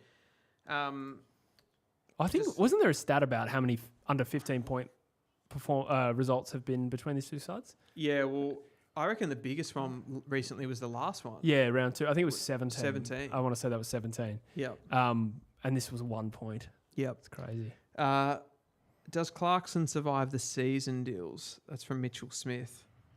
Does Clarkson survive the season? We've already won more games than last year, so I think... Isn't he and you play Richmond to come. Okay, so like he definitely survives the season. Yeah. Like he's not getting sacked this season. But are you changing anything at the end of the season? Well, there's some important context here. 2 former North Melbourne premiership players are coaches who are out of contract at the moment. Longmire and Adam Simpson. Yeah. Yeah. I reckon Simpson would be a really good fit for you guys. Longmire is on a higher level of what he's achieved, but I think... When you say that, just consistently being a I top think level. so. I suppose you factor in the quality of the list. Maybe there's not actually a big gap there, but Longmire is one of the better coaches. And you look at how they regenerated and they had like a really short rebuild. I suppose Academy and Father Sons is worth mentioning there, but even still, a great coach. I think Simpson like thrived on bringing... He came into West Coast when we had been rebuilding for a little while. We'd actually been good and then got shit again. We had a down year. But the point being is that the list was almost built and he took that team from nothing. So you think he's a better coach when he's in the situation of having to make that, I suppose, like you're a 3/4 team and you go to a fully formed team. Well, I mean, he's shown that he did that with West Coast, so like he could be the right one. Well, the opposite to that, in contrast to that, is the fact that when he coached, when you guys were in this significant rebuild part, he seemed to struggle. He did seem to struggle. I think, in fairness, he didn't have any players for so many years. But it also didn't feel like it was going well when we did get the players back. So yeah, you'd say that. But either way, like there has got to be some temptation as an North fan to look at particularly Longmire. Yeah. Yeah, no, I think so. I mean, I think obviously North Melbourne have improved, but I don't think when you're at the level of a job of a senior coach, like going to the draft, bringing in young talented players, and then just marginally improving each season, I don't think that's success.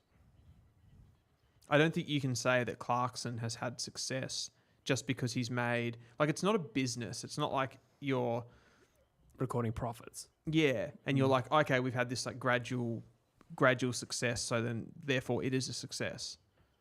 When did he take over? I'll give you the exact date so that I don't just make it up. I think it's worth noting though that with North, you guys were mired to the bottom two. Like there was a league of its own. Right, so there's a little bit of extra context there. That it wasn't just that you were a bottom two team who's now bottom 6 or whatever. It's that you guys were, what's the word? What's the opposite of transcendently? Like transcendent is up, what's down? Descendantly. Yeah. You guys, along with us, were transcendently shit. Yeah, I mean, transcendently is to like change though, isn't it? More so than to go up. I thought it meant above. Anyway. I thought ascend was to... Yeah, true. So transcend I still is thought to like there was an make implied change. upness to it, but it doesn't matter. Are you Googling it? No, I'm not. I thought you were Googling it. Clarkson's coaching career. Okay. I think that's worth weighing into it as well. 2023. Like, you guys were coming from so far back.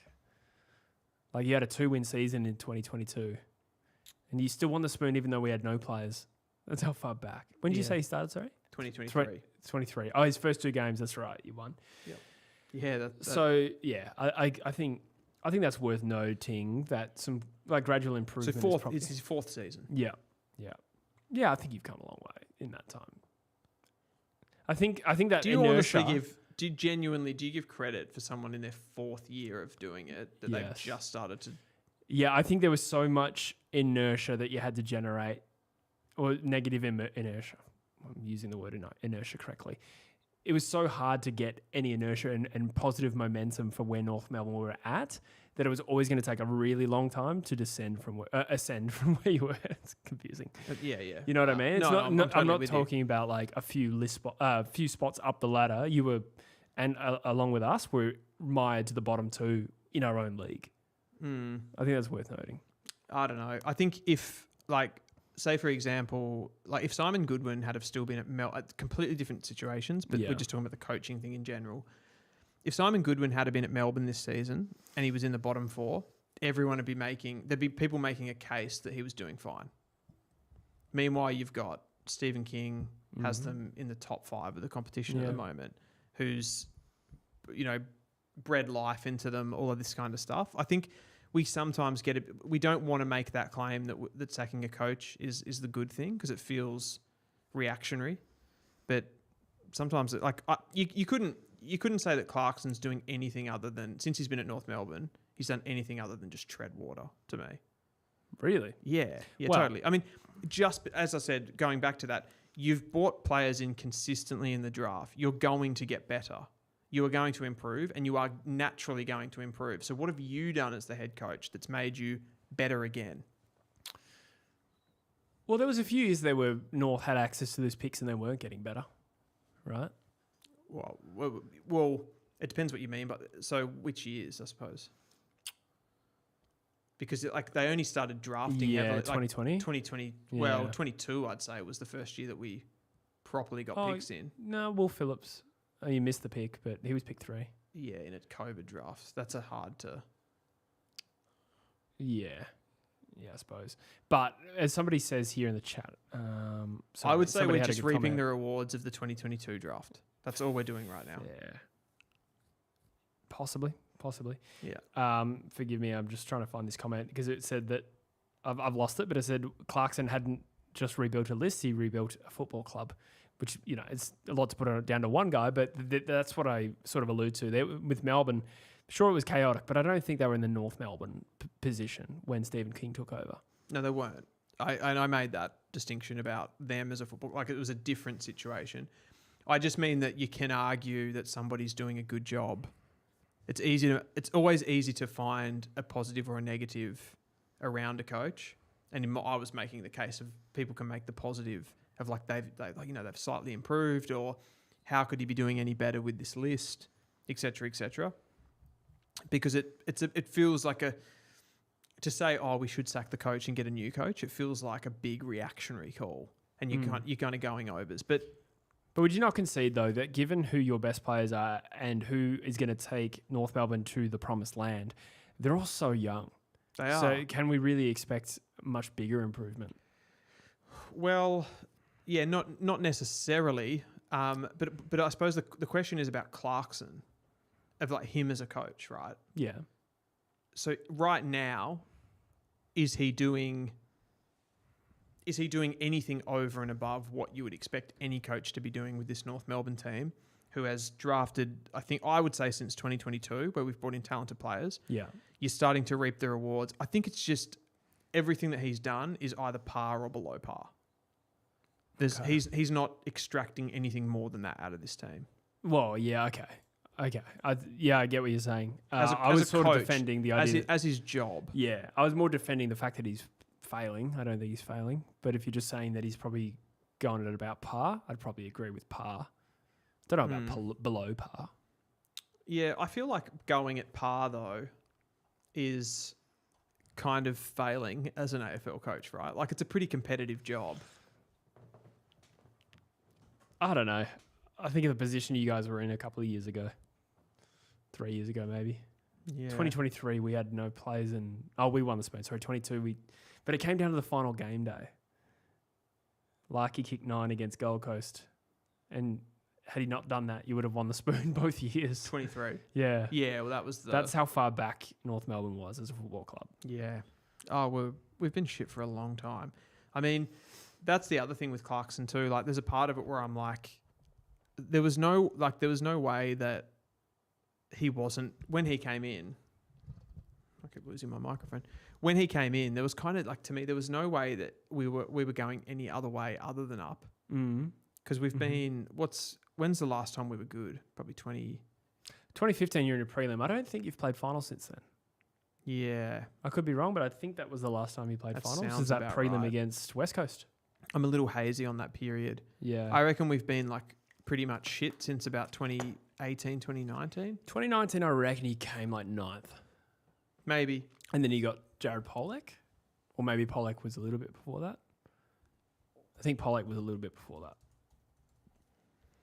2019 AFL ladder, we came 12th. Oh, okay. I had 9th in my head. Yeah, when did you get Pollock, do you reckon? Jared Pollock to North Melbourne. Because you guys traded a couple of picks there, so I don't reckon you did draft in 19 or you did draft in 20 though, so maybe you got him in 18? Maybe. Well, you got Gaff. Oh, sorry, you nearly got Gaff in 18. Anyway, we're probably going down a random tangent there. We delisted him in 22, I can tell you that. Okay, so I reckon maybe 19. 2018 says JD Eagles. Okay, because you nearly got Gaff. 19, yeah, it must have been 18, because 19's his first season. Yeah, there you go. Yep. Scotty Thompson says, our head coach was in a mental facility. That's a good point. Then David Noble did stuff. Then Clarko comes in with the fresh allegations. Always going to be rough. Yeah. That's fair. Brad Scott 2018, says Scotty. Yeah, I don't know. Like, I think there's obviously positives around North Melbourne with the players that they got coming through, but what we've kind of done, we've stacked North Melbourne up against, Richmonds and West Coasts and these sorts of teams, and even Essendon. Like, are we that much better than them that we're just guaranteed to shoot up the ladder? No, I agree with you there. And that's that's just the shit teams. That's just the rebuilding teams that we need to get above. We then need to create like a winning culture and all those kind of things to even start thinking about competing with the top blend of teams. There's been improvement. I'm not saying that there's been no improvement. Yeah. But I think there's been bare minimum improvement. Sure. Where do you think North Melbourne finish next year? 2027. I think we finish bottom 4. Really? Yeah, because Worse than this year? this is the best draw we're ever going to get.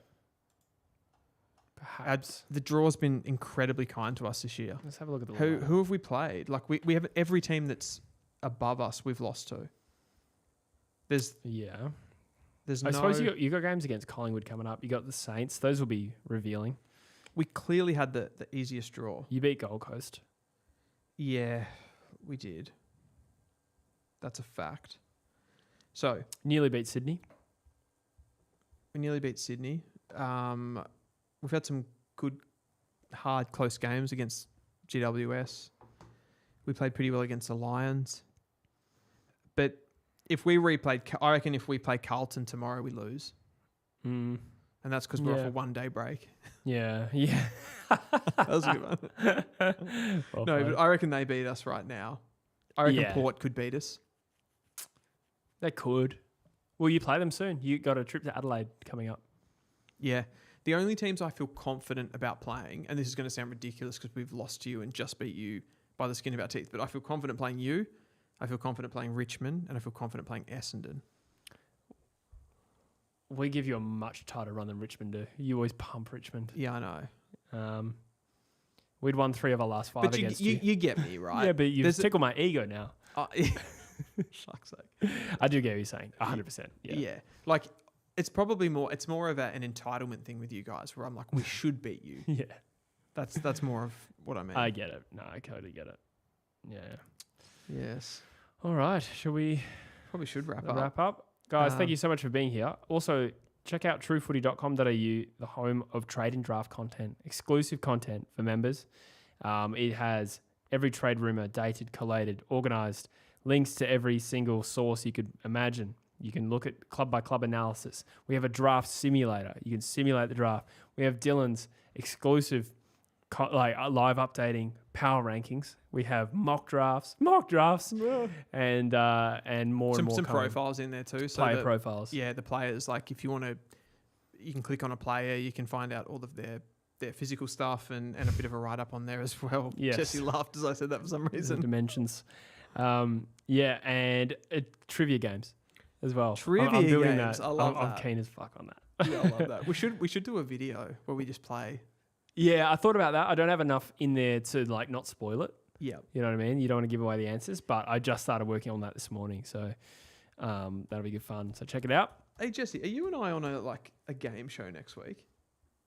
Yeah, I'm glad you reminded me of that. Yeah, I just had that now that we're talking about that stat chat. Yeah, is that Thursday, isn't it? That's Thursday. Yeah. You and I are against each other on stat and chat. And useless AFL stats will be the third participant. Oh, there is a third person. There's a third person, yeah. So are we all against each other? Or you don't know? Yeah. I don't think it's you and me versus him. I think it's 1v1v1. It probably should be. Our ball knowledge. Yeah, but his name is literally useless AFL stats. So useless he's AFL poised stats. well for trivia. I love that. So we'll have to. I don't know when that's going to be out, but we're going to be doing that next week. So I'm glad we spoke about that. Yeah, yeah, that'll be good fun. Thanks everybody for being with us today. I know I was a bit of a pessimist. Roller coaster. Yeah, I was a bit pessimistic there, and I'll probably calm down from that. But yeah. Thanks for being with us, and we'll see you in the next one. See you Monday. And we're still live because we're still live.